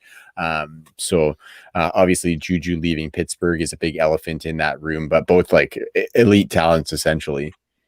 Yeah, go ahead now. You're going to ask me a question. I've got the segue coming. So go ahead. The floor is yours. Yeah. Well, I was just going to lead into my wide receiver. Go for it. So do it. Maybe yours is the best segue. Go. Oh, I'm pretty sure I just botched your segue, Jack. So I apologize for butchering. No problem. That. I mean, hey. So look, I'll do it anyway. All right, I'll save the show. I mean, this is why you brought me on. Bring us back on the rails. Look, you're going to ask me who my guy is, and the answer is Terry McLaurin. And now the question is, would you rather have Terry McLaurin, Juju, or DJ Moore in Dynasty? That's the real question, because right now Terry McLaurin is showing himself out to be a true stud, even in the midst of pretty terrible quarterback play. Kyle Allen, Dwayne Haskins, and the skeleton of Alex Smith. I actually just looked and I have Terry McLaurin at wide receiver 14, just behind Juju. But now that exactly like you said, like when push comes to shove and you're looking at these, you're like, would I actually take them over Terry McLaurin? And I'm honestly not 100% sure. So I think that's a very good question to pose, Jax, especially with the surge of Terry McLaurin and what he's done with just dog shit quarterback play, right? This is kind of what we saw from DJ Moore last year with Kyle Allen subsequently in Carolina, is that he was getting shit quarterback play, but he was producing large even with that quarterback play and transcending that bad situation. So that's a really interesting question to pose, kind of splitting hairs with these guys once again. Chalk, let's talk a little bit of Terry McLaurin though. Where do you have him situated in your ranks? I mean, right now he's at 20, but yeah, he's bumping up. I would say he's right there, like right behind, maybe even ahead of Juju. I like McLaurin. He's, like you said, he's been producing with bad quarterbacks, but he's right there outside the probably top 12. Right? Like he's right there in that group. He's young. He's just been producer. I mean, last year, this year, and then watching that post game kind of speech he gave, just kind of watching his character and just the way he plays the game and approaches, just the game itself. I mean, he's just someone that I want to root for, and just for those reasons, and based on that and the production, I want to bump him up. I can't say he's going to be a top 12, but he's right there on the cusp. Yeah, I think that's well put. He could go he could finish between running or wide receiver 10 and wide receiver 20, like a pretty wide range of outcomes with the offense that's around him. But it's going to be really cool to see the future if they can put a little stability there. Jax, where do you have him in your rankings? I just updated it too. I just changed it. I put him so I had him at they're right now, those three guys are at 11, 12, and 13 because as I start to digest it, I don't know who I like better, so that means I like them all the same. And so I'll play around with it. I had them at, I think, at 10, 11, 12, wherever, and I just kind of moved them around to kind of get them all right there at 11, 12, 13. So yeah, I think he's definitely a WR1. I was actually just pulling up his age is a little it's not concerning, but Terry McLaurin's older than you think he is. He's 25, and so he's a little bit older than that class. That class you think he'd be 23 or something. I mean, what's Juju? Still 20? Is Juju 20 yet? 23. Is he 20 yet? He's still not drinking legally in the States yet. I don't think he's of age. He's 20. He just turned 24. So, I mean, Juju's a full year younger than Terry McLaurin, and he was in the league a year ahead of him. So, he should be, so it's a little bit counterintuitive to think that way. So, that's a little bit of an issue. Here's the big question. And I think you guys will, if it's, who would you take? All those three guys and one more guy, Jacoby Myers. Who you got? Dynasty. It's Jacoby without even have to think about it. Right. Come on, Jack. Gross. No brainer. No Yep. brainer. Gotcha. No, but hey, shout out to Jacoby Myers for looking really good in that New England offense. And hopefully he can get a little bit more of a shot there because he looks like he brings a bit of a dynamic factor that they've been lacking this season so far. So get the man the rock, Cam. No doubt. And intern Billy, I guess. So I'm going to polish off these wide receivers, fellas, with somebody who I think is putting up a very under the radar wide receiver one season so far, and that's the wide receiver one, Tyreek Hill. I just think we've seen a little bit more consistency out of him than we have in seasons past. He has gotten 6 targets in all but one game so far this season, and that's the only game where he's been under 15 PPR points. So I think just like the previous perception of him has been that he's going to give you those boom 30-point games, but he's going to give you those duds, and he just hasn't necessarily been doing that for you this year. I think attributed to that is that he's already on pace to have probably the most red zone work of his career, and in turn more touchdowns come with that. But yeah, it's just the consistency overall in the target volume and in the weekly production that makes me really hopeful for Tyreek of the future. Obviously, he has that off the field knuckleheadedness, which is a factor. I want to ask you guys, though, when you're ranking and when you're putting these guys on your rosters, of course, the degree of knuckleheadedness is a factor. But for Tyreek Hill, Chalk, would this be somebody that you would shy away from a little bit just because of that volatility when he's not on the football field, or are you wheels up on this production? I shy away from Tyreek in general. I think he's too he's elite, and he has Mahomes. He just doesn't. He's not as consistent as some of these other guys in the top 5, top 3. So I personally would shy away from him. I know that offense is really high octane, but it really seems just to be still running through Kelsey. He's the safest bet there. So I'm gonna shy away from him.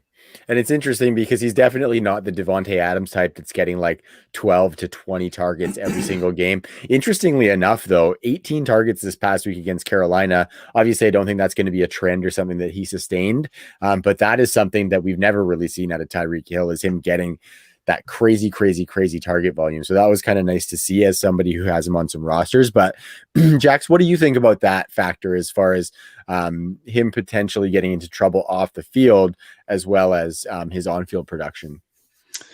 Yeah, I've got to take the L on Tyreek a little bit because I was a lot like Chalk and I mini faded him. I mean, look, to fade him one slot is to fade him because you miss him, and so I probably was too low on him. No, I was too low on him heading into this season for the reasons Chalk kind of gave. A little bit of it's the knuckleheadedness, it's the erratic production, it's Travis Kelce dominating the targets. It's who knows whether or not Mecole is stepping up, and he's always a one choking incident away from being out of the league forever. I mean, really, it's like, holy smokes, so this guy, he's not that fun to cheer for if you have any moral compass. It's not like, oh, Tyreek Hill, so you have a little bit of that built in maybe, but he's been outstanding this year. He's so awesome. I mean, it really is amazing. I mean, and with Mahomes, he just gets it done. So I missed, and it's half kicking myself, but at the end of the day, it's okay. But yeah, he was probably just outside of that top elite tier for me. And you win some, you lose some, but Absolutely. It's not like I hated him or faded him to the fact that I'm like, he's going to be bad. No, he was always going to be a top 10 play. But yeah, no, I definitely missed. So, in saying that, he's one of those guys that I actually, production wise, I like having him. I don't mind the erratic weeks up and down. Everybody says that about Amari. It's fine. You have a guy who puts a week like that out, big week, you win. So I'm okay with that. Consistency Mhm. is nice. Yes, Michael Thomas, 2019, very, very pleasant For sure. to Well, ride that that's what I'm saying too, is like he has been more consistent this year. I this said, year. Absolutely. in all but that one game, he has 6 targets, and for Tyreek Hill, 6 targets is plenty on a per game basis. Absolutely. Plenty. So we've been talking a lot of rankings, guys, and I brought that into the show because I think that's a very good gauge, especially when we're looking at the dynasty lens, especially with all 3 of us having active dynasty rankings. It's really nice for us to bounce this stuff off each other. So mine might actually surprise you guys a little bit on Tyreek Hill, but I'm curious, Jax, where's he sitting on your dynasty wide receiver ranks? I mean, I'm Bayesian. He's wide receiver 5. I mean, you can't, wide receiver 5. I mean, it's DK, Devontae, Hopkins, AJ Brown, and then him. I'm in. Let's go, Tyreek. I like it. Chalk, how about for you? I actually just been updating my rankings as we were speaking. I have him at WR6. Okay. Just before we were talking, I had him at 7, so I bumped him up 1. I flipped spots with him, and looks like Stephon Diggs. I'm just kind of going back and forth. I've been a Diggs fan for a long time, so it's kind of hard. But Tyreek has that ceiling, and you can't deny that. So I have him right outside of the top 5, or right behind DeAndre Hopkins. So, Nice. yeah, he's a good player. I just feel like he's too boom or bust for me for being that elite. And then, yeah, like Jack said, I mean, one psychotic incident away from just being For sure. just a piece of crap. And I'm kind of done with all that stuff. I mean, I don't want to go into it, but yeah, I mean, having Darius guys on all my teams just completely nuked me, and I'm done with guys with any kind of character issues like that for at least right now. I don't want that risk. For sure. There is definitely a lot of risk involved in him. I'm willing to ride that risk, and I'm willing to ride that consistency, guys. I was just tinkering before the show, and I have him as my dynasty wide receiver 2 right now. I think that's probably a little bit high versus consensus, but I think attach him to Patrick Mahomes, keep him in this offense, show the consistency that he's showing this year. Like, that's the only way that he can show us that he's going to be consistent, is to get that volume from Mahomes and Andy Reid and produce on that volume. So that could bite me in the ass, because DK's nipping on his heels there a little bit. Obviously, we've got your Michael Thomases, your Devontae Adams, your DeAndre Hopkins, but we got, CeeDee Lamb, DK, like I mentioned, AJ Brown, guys creeping into that. So that's very subject to change. But I think as of right now, I'm willing to ride it and see that, say, versus a Michael Thomas, he has a long-term quarterback in place, whereas Michael Thomas may not moving into next season, as early as next season. Come on. That's tricky, unfair. Man. That's unfair. He's got Jameis Winston and Taysom Hill. He's got 3 quarterbacks. He's totally fine. If I see Jameis Winston in that starter's role going into next season, yes, Michael Thomas will probably be above Tyreek. But if I see Taysom Hill getting any significant quarterback snaps there, no thank you, sir. Not good. But hey, by the way, without looking, no cheating, how many 100-yard games does Tyreek Hill have this year? I think it's, well, after last week, it's going to be 1, isn't it? It's 1. Yeah. He has 3 games over 80 yards. He's been touchdown dependent, but he's got, I don't know, like 12 or something. I mean, he scored a touchdown almost every single game, at least. It's like insanity. So look, touchdowns are fluky. We know that, but with him, obviously, they're not as fluky, because he's got a guy who throws a touchdown every other series. So he's going to have a lot more of them. But yeah, I mean, he's been fairly consistent, but he has had a lot of like 6 target games, as you point out. He had a 3 target game, so he's always teetering with what we're afraid of, which is going, just kind of blanking you a little bit. So, but I mean, a lot of guys are doing that. I mean, DJ Moore's threatening to do that too, and we had him, ranked highly. So, for sure. Tyreek is a monster though, in more ways than one. Yeah, no shit. That is 100% true. And I say all of that praise on Tyreek Hill to completely separate it from the on-field production versus the what are you gonna do? Field. But we don't have any points for morality. It's like sure. Kisses from mama don't show up in the box score. I like it. So let's go into these tight ends, guys. Finishing off the big 4 positions in fantasy football. Jax, looks like you're chomping at the bit to talk about your guy. So why don't you fly into? Actually, I got to run through this top 12 once again. I keep forgetting. Please, do it. Travis Kelce at 1. Darren Waller is back up in the top 3 at our tight end 2. TJ Hawkinson is at 3, which is really nice to see. George Kittle is at 4. Hayden Hurst at 5. Jimmy Graham at 6. Jonnu Smith. Mark Andrews at 7 and 8. Robert Tonyan, Dalton Schultz, Evan Ingram, and Noah Fant rounds out the top 12. So the tight end landscape is doing tight end landscape things, gentlemen. So Jax, you were chomping at the bit there. Get into your guy that stands out in this top 12. Well, I mean, if there's one thing I'm usually pretty good at, it's telling you where the good tight ends are coming from. I mean, I definitely have a good track record with tight ends, both in my leagues and on Twitter and wherever. I usually am pretty good, and it's a little bit of a victory lap. But I was talking about TJ Hawkinson going into this season. I couldn't believe he was being drafted outside the top 12. Redraft tight ends. I have him in the Scott Fish Bowl. I have him wherever I could, draft him, in a startup. I mean, I have him everywhere. I mean, it's like, and it's been weird because he's tight end 3, but it doesn't feel like he's dominating for you just because the tight end landscape is the tight end landscape, as you quite rightly point out. Excuse me. But, TJ is, I said Hawk is chalk. He is the chalk, man. He is, you want to put tight end, on the poster board, it's TJ Hawkinson. It's George Kittle. It's these guys who can run and block. It's part of the reason I threw Mike Gesicki off a bridge. It's not because I don't think Mike Gesicki is capable of catching the football. It's that he's a one-trick pony. He's a guy he's a wide receiver. He's a big wide receiver. They don't play him on running plays.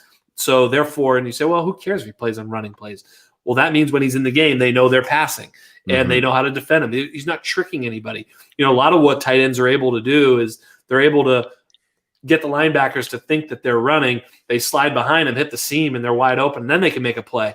So how many times did you see Gronk do that, right? Get in behind the linebackers in front of the safeties. That's actually how he gets hurt all the time. The safeties come in and missile him in the legs or missile him in the head, shoulder, everywhere, and he gets beat up. But he's always wide open for a 30-yard gain, and that's why he's so effective.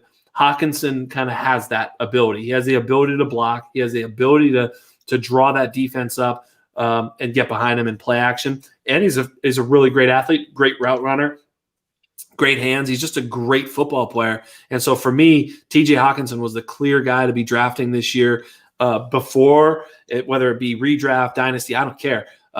Whatever sport you're playing. I think I drafted him in a few fantasy basketball leagues. I mean, he's that good. TJ Hawkinson was the guy, clear value, was absolutely going to be a top 5, top 6 tight end unless he got hurt. So for me, it was TJ Hawkinson. I mean, the rest, there's some surprises there, but we'll be curious to see who you guys said were surprises on there. Maybe that was what I was supposed to say, but because there's some surprises. Oh, 100%. And just to finish off TJ Hawkinson, I think it's been really cool seeing all the red zone work that he's been getting, because we know that Marvin Jones and Kenny Golladay were hogs for red zone volume last year. And TJ Hawkinson is in the top 10 in both red zone targets and red zone touchdowns. So that to me, like, you obviously don't want to bet on touchdowns, but I feel like with the way that he is as a player in an offense that can move the ball, I think some of that is a little bit sustainable. So that gives him a little bit of a safer floor than some of these guys who are just getting it between the 20s. So I like that you picked TJ Hawkinson there because this is somebody that we're going to see firmly entrenched in the top 5 for years to come, I think. Just a great all-around player. And yeah, you said it really well when you said he's kind of like, one of those George Kittle guys that can just do it all. And you got to have a lot of respect for those guys because they're on the field every single down. So good pick with TJ Hawkinson. And I have him actually in one of my Kings Classic rosters, one of those leagues that Bob Lung runs. And he has been keeping that tight end spot afloat for me. I lost Dallas Goedert, and thankfully I had TJ Hawkinson as well. So thankful for that. Chalk, why don't you talk about your tight end pick out of this top 12? There's surprising ones and there's some ones that we can't even fathom. And I'm curious to see where your guy falls.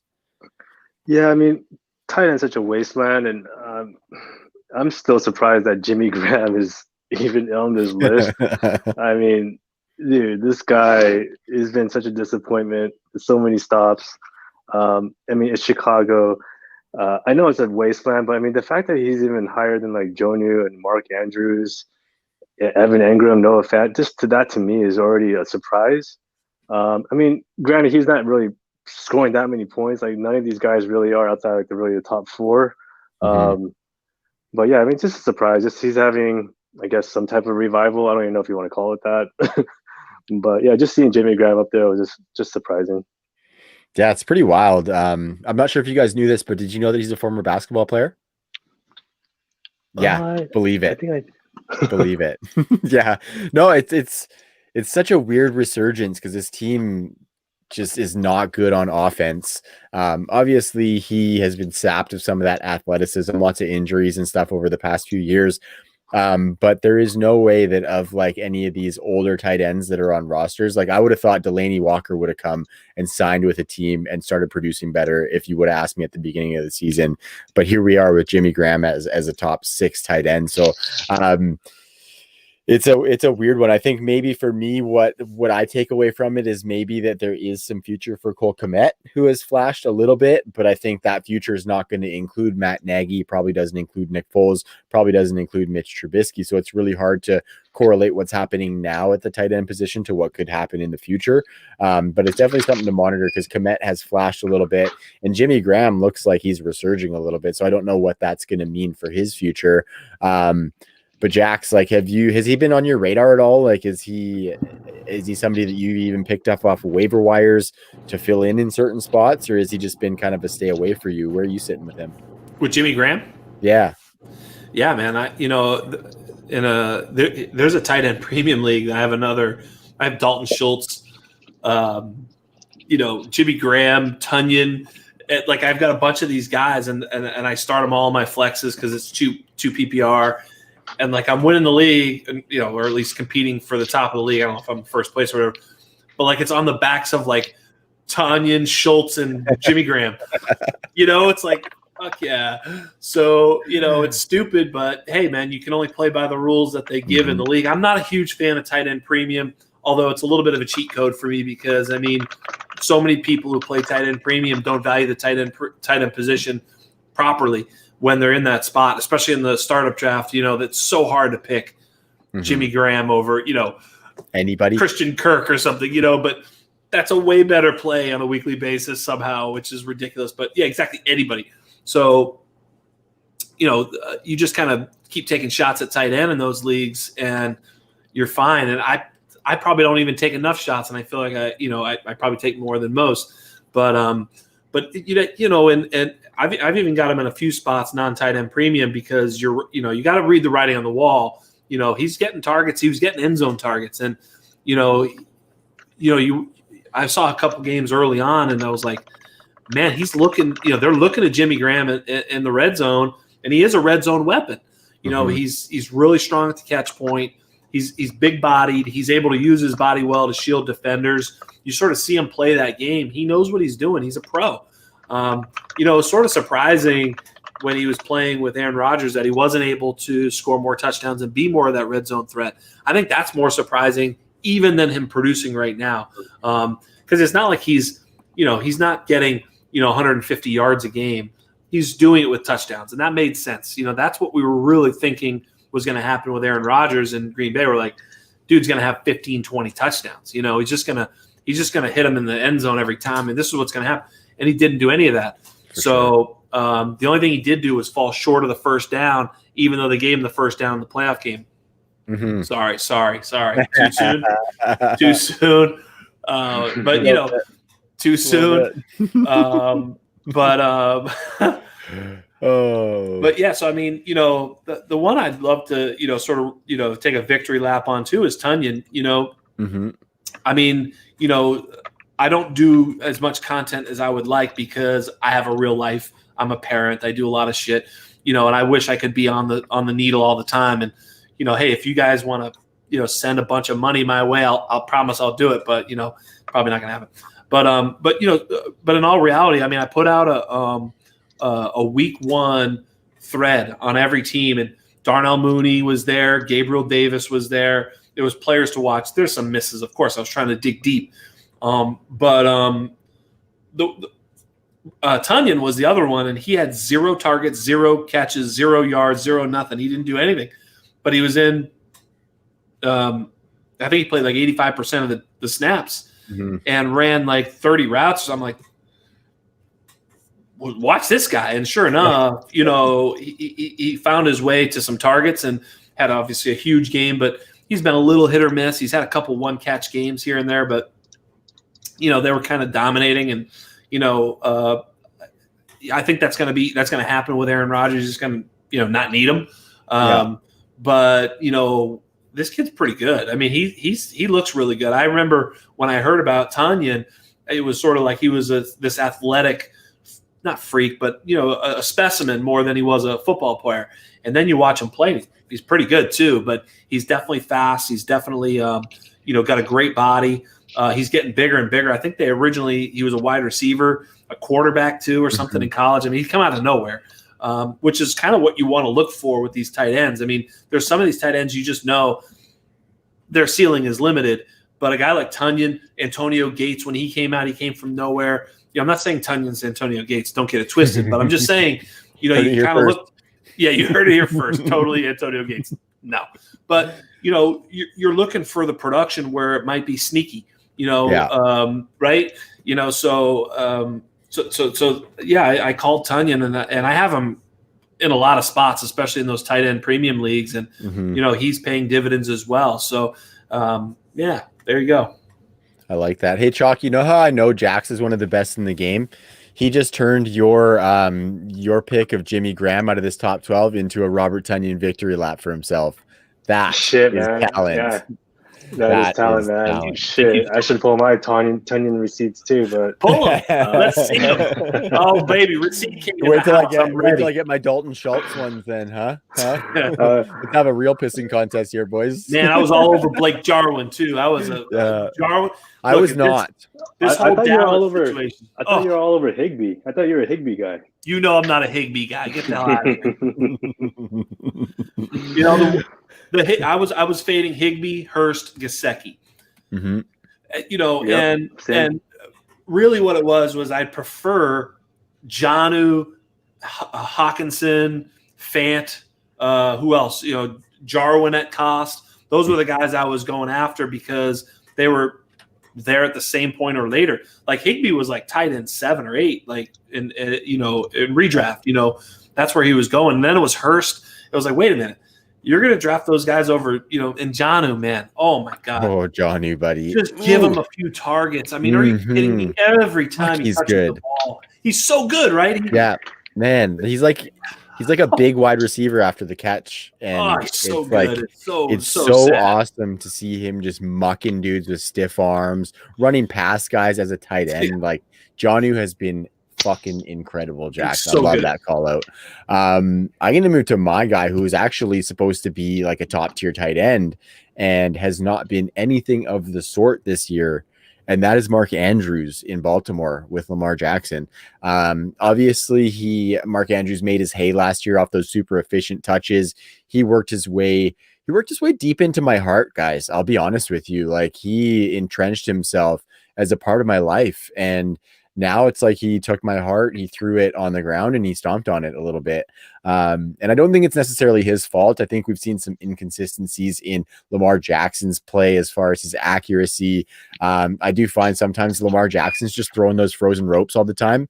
He's not putting that touch and little rainbow over the top necessarily to Mark Andrews, or Mark Andrews will have to make a spectacular play in the end zone to be able to bring that laser beam down that Lamar's throwing him. So I don't think it's all on Mark Andrews, but just that consistent efficiency is gone.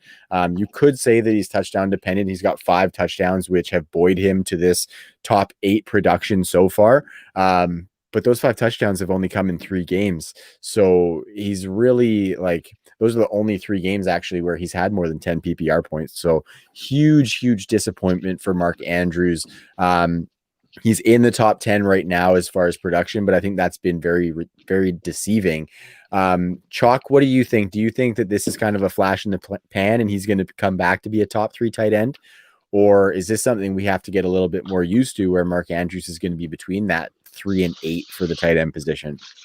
Yeah, I think it's time to adjust. I hate to say it. I had Mark Andrews up there too. I think he's more of a top 5, top 8 type tight end now going forward. Just not, not being as consistent. I heard some grumbling that there was concerns about, him continuing to produce at that level, and it's starting to show. So yeah, I think I'm gonna have to fade him. Yeah, I mean that's kind of where I'm at. Yeah, it's unfortunate because it was really exciting to watch him in that offense last year. See him dominate on a little bit lower volume, on lower snap share, but he was just eating those targets up. And he's not doing it anymore. Jax, where are you sitting on that? Would you say that he's a top 3 dynasty tight end for you? If you got the ranking there, pull it up, my man, because it's an interesting discussion with how incredible he has been in the past. Sorry. No, he is not. good. Yeah, just had myself muted so you don't hear me grumbling and grunting and doing all sorts of game theory stuff over here that, is really disgusting. Drinking wine. Chalk, I think, had to bounce for a minute. He may be back. If not, all hail to the chief. It's because you're talking about doing all this disgusting shit. He had to bounce. Yeah, I chased him away. Look, he can barely tolerate me. With that. The people that love me most definitely don't like me. So, hey, look, so, hey, Stoner loves me though. He does. I mean, if you've ever heard me and Stoner on a pod, man, he is. You guys so came respectful. on my pod, buddy. Like, you guys love each other and can't stand each other all at the same time. It's hilarious. That was a great pod, though. That shit was funny. That was a funny ass pod, man. Oh, we were hitting it right on the money. The last time I did a show with Stoner, he was high and drunk on his ear pods at a Buffalo Wild Wings and trying to pod with me. I'm like, what the fuck is this? Let's go at least, get a mic or something. Sit in a quiet room, maybe. I don't know. Be half sober. I don't know. A couple ideas. I'm just spitballing here. But, I love him. He's my boy. So that's all. Me too, buddy. But so what were we talking about? Mark Andrews. And not his standing. Not a top 3. Yeah. I have him at tight end 5, and I feel fine with that. He's behind, look, TJ Hawkinson, tight end 3. Nice. I've got him above. Yeah, absolutely. I mean, I was higher on Hawkinson in Dynasty the whole way, and now he's confirmed it to me. That he can be a lead tight end, and he's still 22 or something. I mean, he's going to be around for a while. Again, injuries are a big deal at the tight end position. There's no question about that. They're up against offensive linemen defensive linemen. They got to make blocks. They're getting cracked by safeties all the time. So, tight ends are going to get hurt. There's no doubt about it. And there's something else you said that I thought was pretty interesting, and you reference it twice now with a couple tight ends, the tight end touchdown production. Mm-hmm. But that's what we're looking for. From a tight end, like, they're used in and around the goal line. If they're actual tight ends, if they're in that sort of goal line set where it's like, oh, dude, they're going to run, they're going to, and then they leak out. I mean, sometimes they get the backup tight end in those situations where you're just like, oh my God, are you kidding me? Whoever the backup tight end is for James, what's the guy? Jesse James. James. Like, James O'Shaughnessy, like all these fucking guys. O'Shaughnessy may be the starter though, but yeah. Good call. The name is correct. That is Jacksonville now. Yeah. But yeah, I mean, I think for me, it's Mark Andrews is now not. I don't want him over Darren Waller. I don't want him over Hawkinson, Kittle, or Kelsey. So yeah, tight end 5 is about as high as I can put him. And a lot of I look past that. It's like Goddard and Fant. I may want Goddard over Mark Andrews as well. I don't know. I mean, let me ask you: do you have him at tight end 3 or? Okay, so when I look at my rankings here, I have Mark Andrews at tight end 5. Yeah, Goddard's at 6 though. Actually, no, wait, just let me dig in here. Sorry, you may be looking at my rankings. Yeah. Smart. So I have Kittle, Kelsey. I got Darren Waller up at 3. He's proven it to me this year. TJ Hawkinson's at 4. Mark Andrews is at 5. Jonnu Smith at 6. Dallas Goedert at 7. So all those guys are right in there. What about Fant? Fant next? No offense at 9. I actually do have Mike Gesicki at 8 right now, but I'm gonna have to rethink that a little bit actually because I gotta get going. Seriously, a lot see you later, Jax. Yeah, please, buddy. You're a pretty good guy. I mean, yeah, take it easy. You're all right too. No, that's I got to look at that one a little bit more. You I might want want to to look at it. I want to see some more Gesicki with Tua because unlike you, I am a Gesicki believer. All that slot usage it can be It's lucrative. real. It can be lucrative for fantasy football. I'll say that, but he is not a guy who's going to be in on every down. And like you said, him being in there makes that offense a little bit more predictable. Whereas Hawkinson can be in line and still run a corner route. And he could stay in the block for a second, chip a guy, and then go run a corner route, and they'd have no idea. So I think that's kind of really well put with those guys in their roles. But it's the tight end position, man, and it's changing a little bit, which is kind of nice after having those top three guys be pretty entrenched for the last few years. So definitely a new landscape. Obviously, still a little bit shitty, but I'm pretty hopeful for the future of the position for sure, especially with that Pitts kid coming up, probably drafted in the top 10 next year. Tight end is going to be kind of fun to see it evolve a little bit. Yeah, it's interesting actually with Pitts. I don't know exactly where I'd put him like right now. Like he may be a top 6. I mean, him or Andrews. I think I'd rather Pitts. I mean, it's close. So he's that good a prospect. So you're absolutely right. Hey, let me ask you a quick question. How many times this season do you think Mike Gesicki played more than 12 running snaps? The specificness of that makes me think once he's done it. Zero. That's his high. So he's played 12 running snaps twice. He's played less than 10 4 times. Like he's played 3, 7, 7, 8. Like he's played 230 passing downs and 70 running downs. Wow. Like, right? And he's played 180 slot, 66 wide, and then only 52 times as he lined up in line. So he's a slot or a wide receiver. And here's my problem with that. Here it is. And here's my feeling, especially in Dynasty. What happens if they get a dope slot receiver in the draft? What if they draft Jamar Chase and all of a sudden they move Preston Williams? I mean, he's not a better receiver than Preston Williams or Devontae Parker. I mean, that's just, so if they add wide receiver talent, I mean, right now he's competing with Jakeem Grant, Albert Wilson, and Isaiah Ford, or who they traded his ass away. Like, you know what I mean? Like, there hasn't been a great slot, right? I mean, he should have emerged, right? I mean, so it's really Gesicki, and by default, and he plays out wide and out in the slot, and he's pretty good. He's pretty good. But I'm afraid that has a shelf life. I'm just not buying. I mean, yes, production wise, that's actually where you'd almost prefer him to have to line up, right?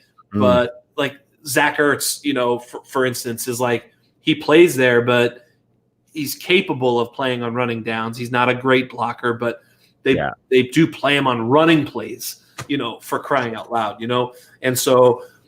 That's just a dangerous game if a guy doesn't get to play on running downs because now play action's out the door when he's in. I mean, you kind of tip your hand. It's kind of like the LeGarrette Blount, James White thing, right? Right.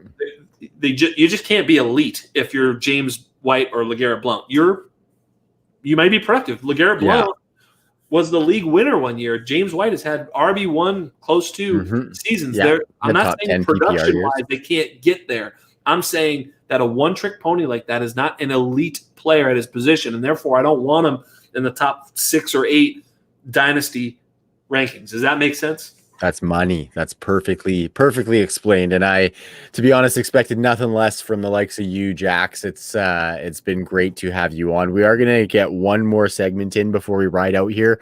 We're getting near that 2-hour mark, which is on brand for the True North podcast. I will give you that. We're going to dive into Monkey Knife Fight and one of our segments of I Got 5 on it. So just a quick word from them before we get into it, Jax. If you want the best DFS player prop games in the industry, jump onto Monkey Knife Fight. Monkey Knife Fight is sweeping the nation right now, and we at True North are proud to be doing it along with them. They've got games for all sports and skill levels that are sure to keep you on the edge of your seat, with endless opportunity to watch your winnings pile up. With our promo code TNFF, Monkey Knife Fight will match your first deposit up to $50. So sign up now with our promo code, and you can get up to $50 of free money to start making some bank. Again, that's monkeyknifefight.com, and the promo code is TNFF at your first deposit to start playing today.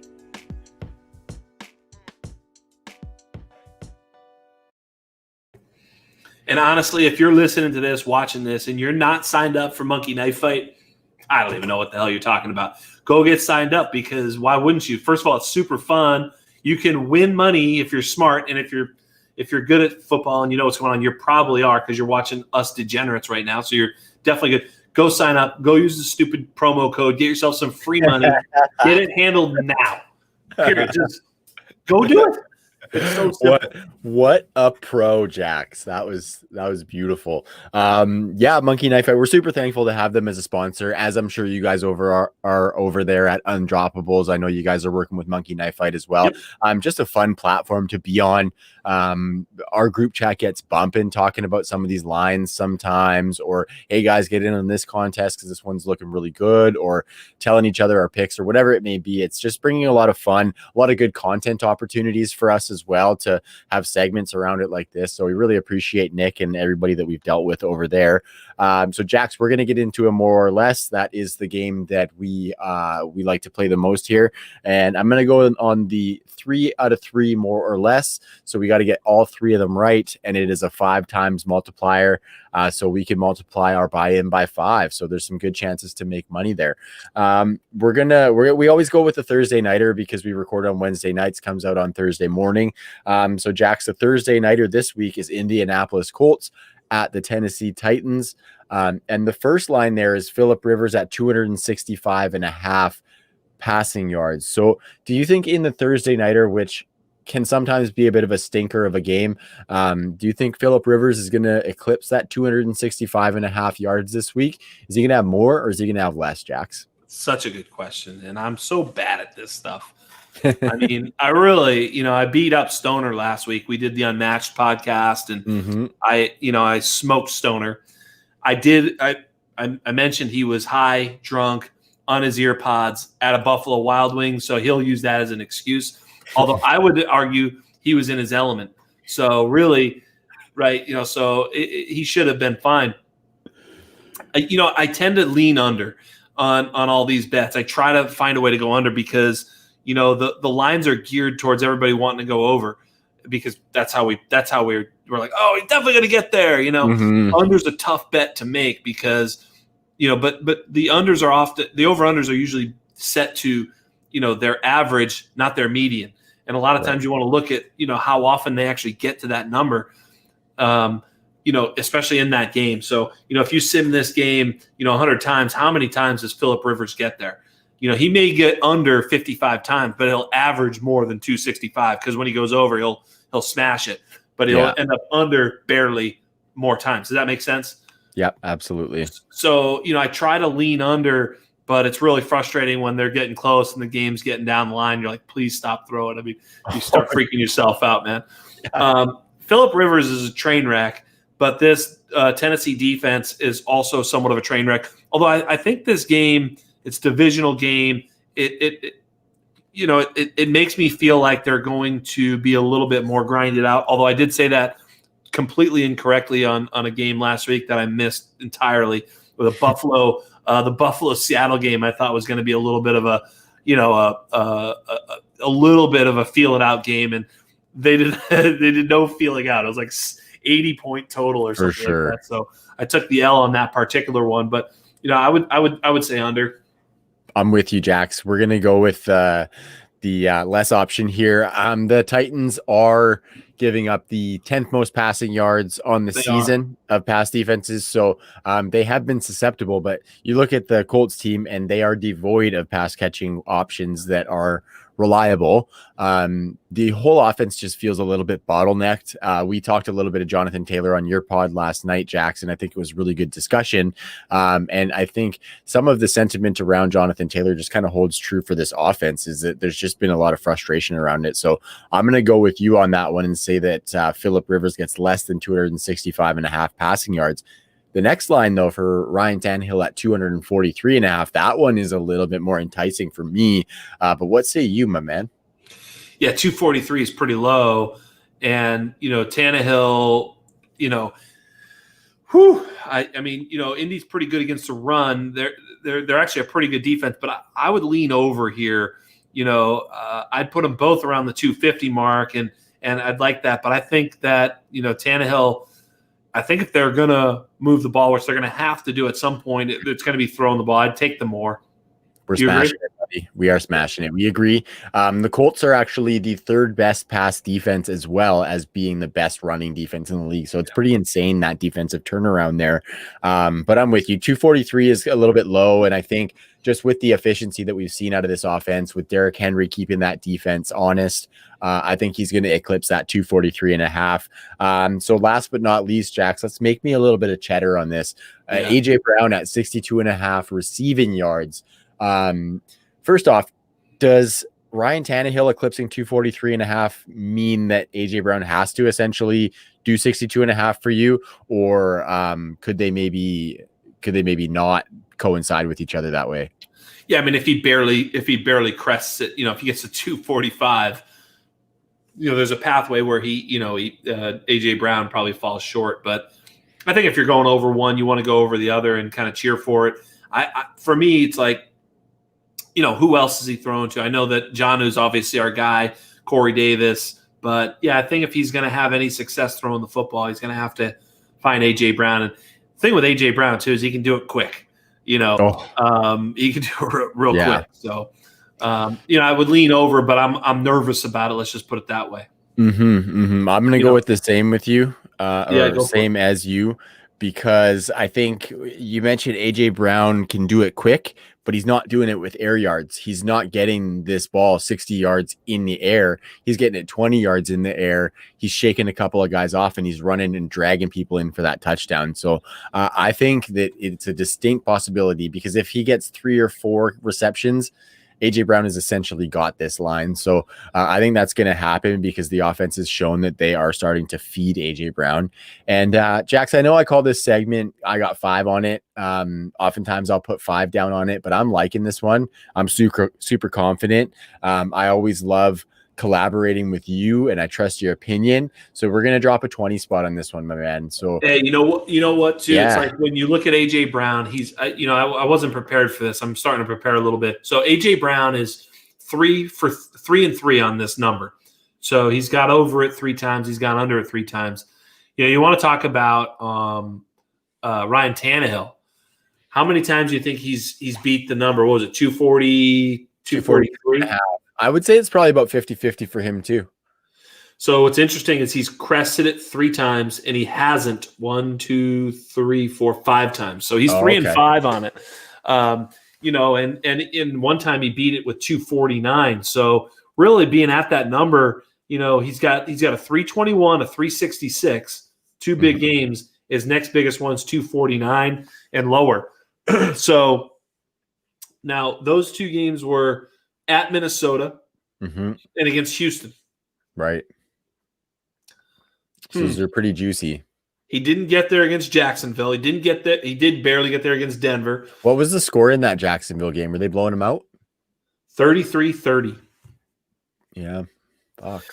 Yeah, I know. And so I'm starting to second guess this Tannehill number. It's already been clicked, Jax. It's already been clicked. Well, then I'm just kidding.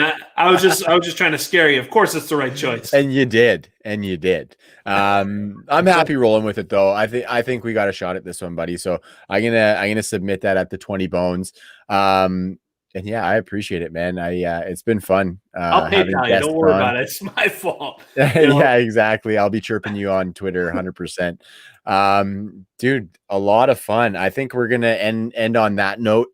We are in the 2-hour range, which, as I said, is not abnormal for the True North pod, because I like to yap, and I like to hear my guests talk about some fantasy football stuff. So I'm not mad at it, Jackson. It's always a pleasure to have you on, buddy. And Chalk did mention in the Twitter DM group that we got going that he did have to duck out after that tight end section.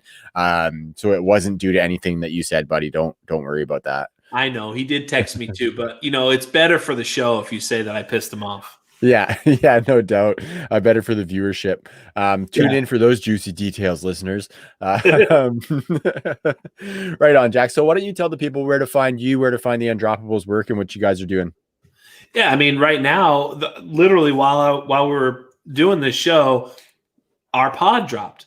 So our pod, I do the undrafted pod. That's really the thing I'm doing a lot. I mean, I put a minimal amount of effort in it, and that's all I do. No, I'm joking. So, I mean, you can find me at Dino Game Theory on Twitter. I try to put as much content out there. I also will, if I do any articles or anything else, I try to tweet it there. So, you can basically just follow me there and definitely see what we're up to.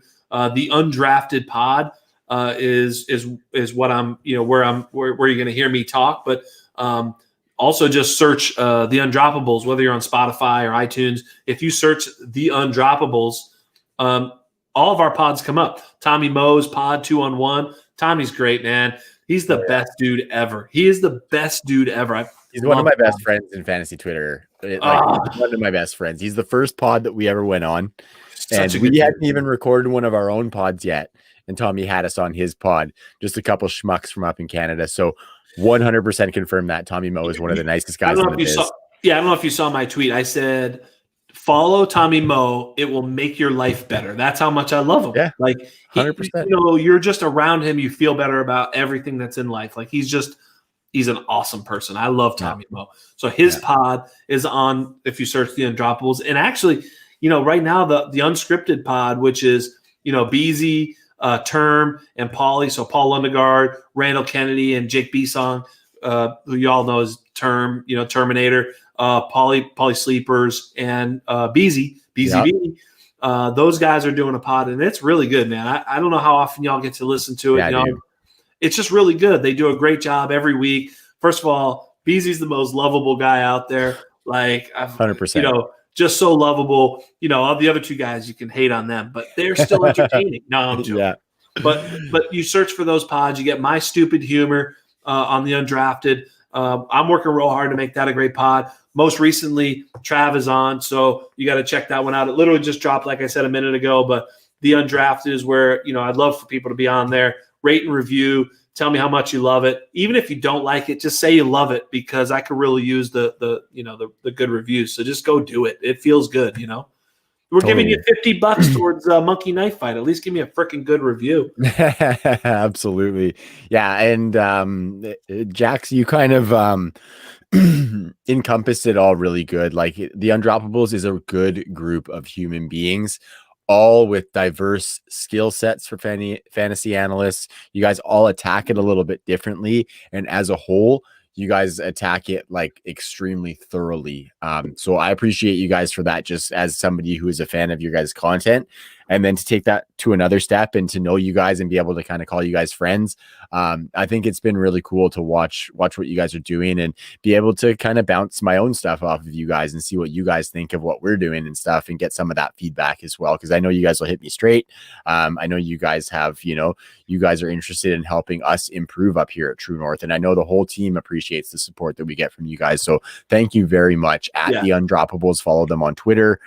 Jax was not lying. His podcast is fantastic. I went on it last night, and this guy doesn't need to do any prep to be on point on a podcast. Thanks. It's awesome, dude. I'm somebody who does a lot of prepping, right? And so when I see you do that, it's pretty cool, and it's kind of inspiring to be able to get on that level. So I appreciate that from you. And Chalk, who's not here right now, him and I, like, as True North has been growing and as the Undroppables have been growing, we've talked a lot about just kind of the experiences in that process. And it's been really, really cool to get to know him as well. So we want to thank him at 101 Chalk and the whole Can't Cut crew. We love you. We'll be out there chatting with you guys. So get in there on Twitter and chat with us, because it's a fun time out on Twitter.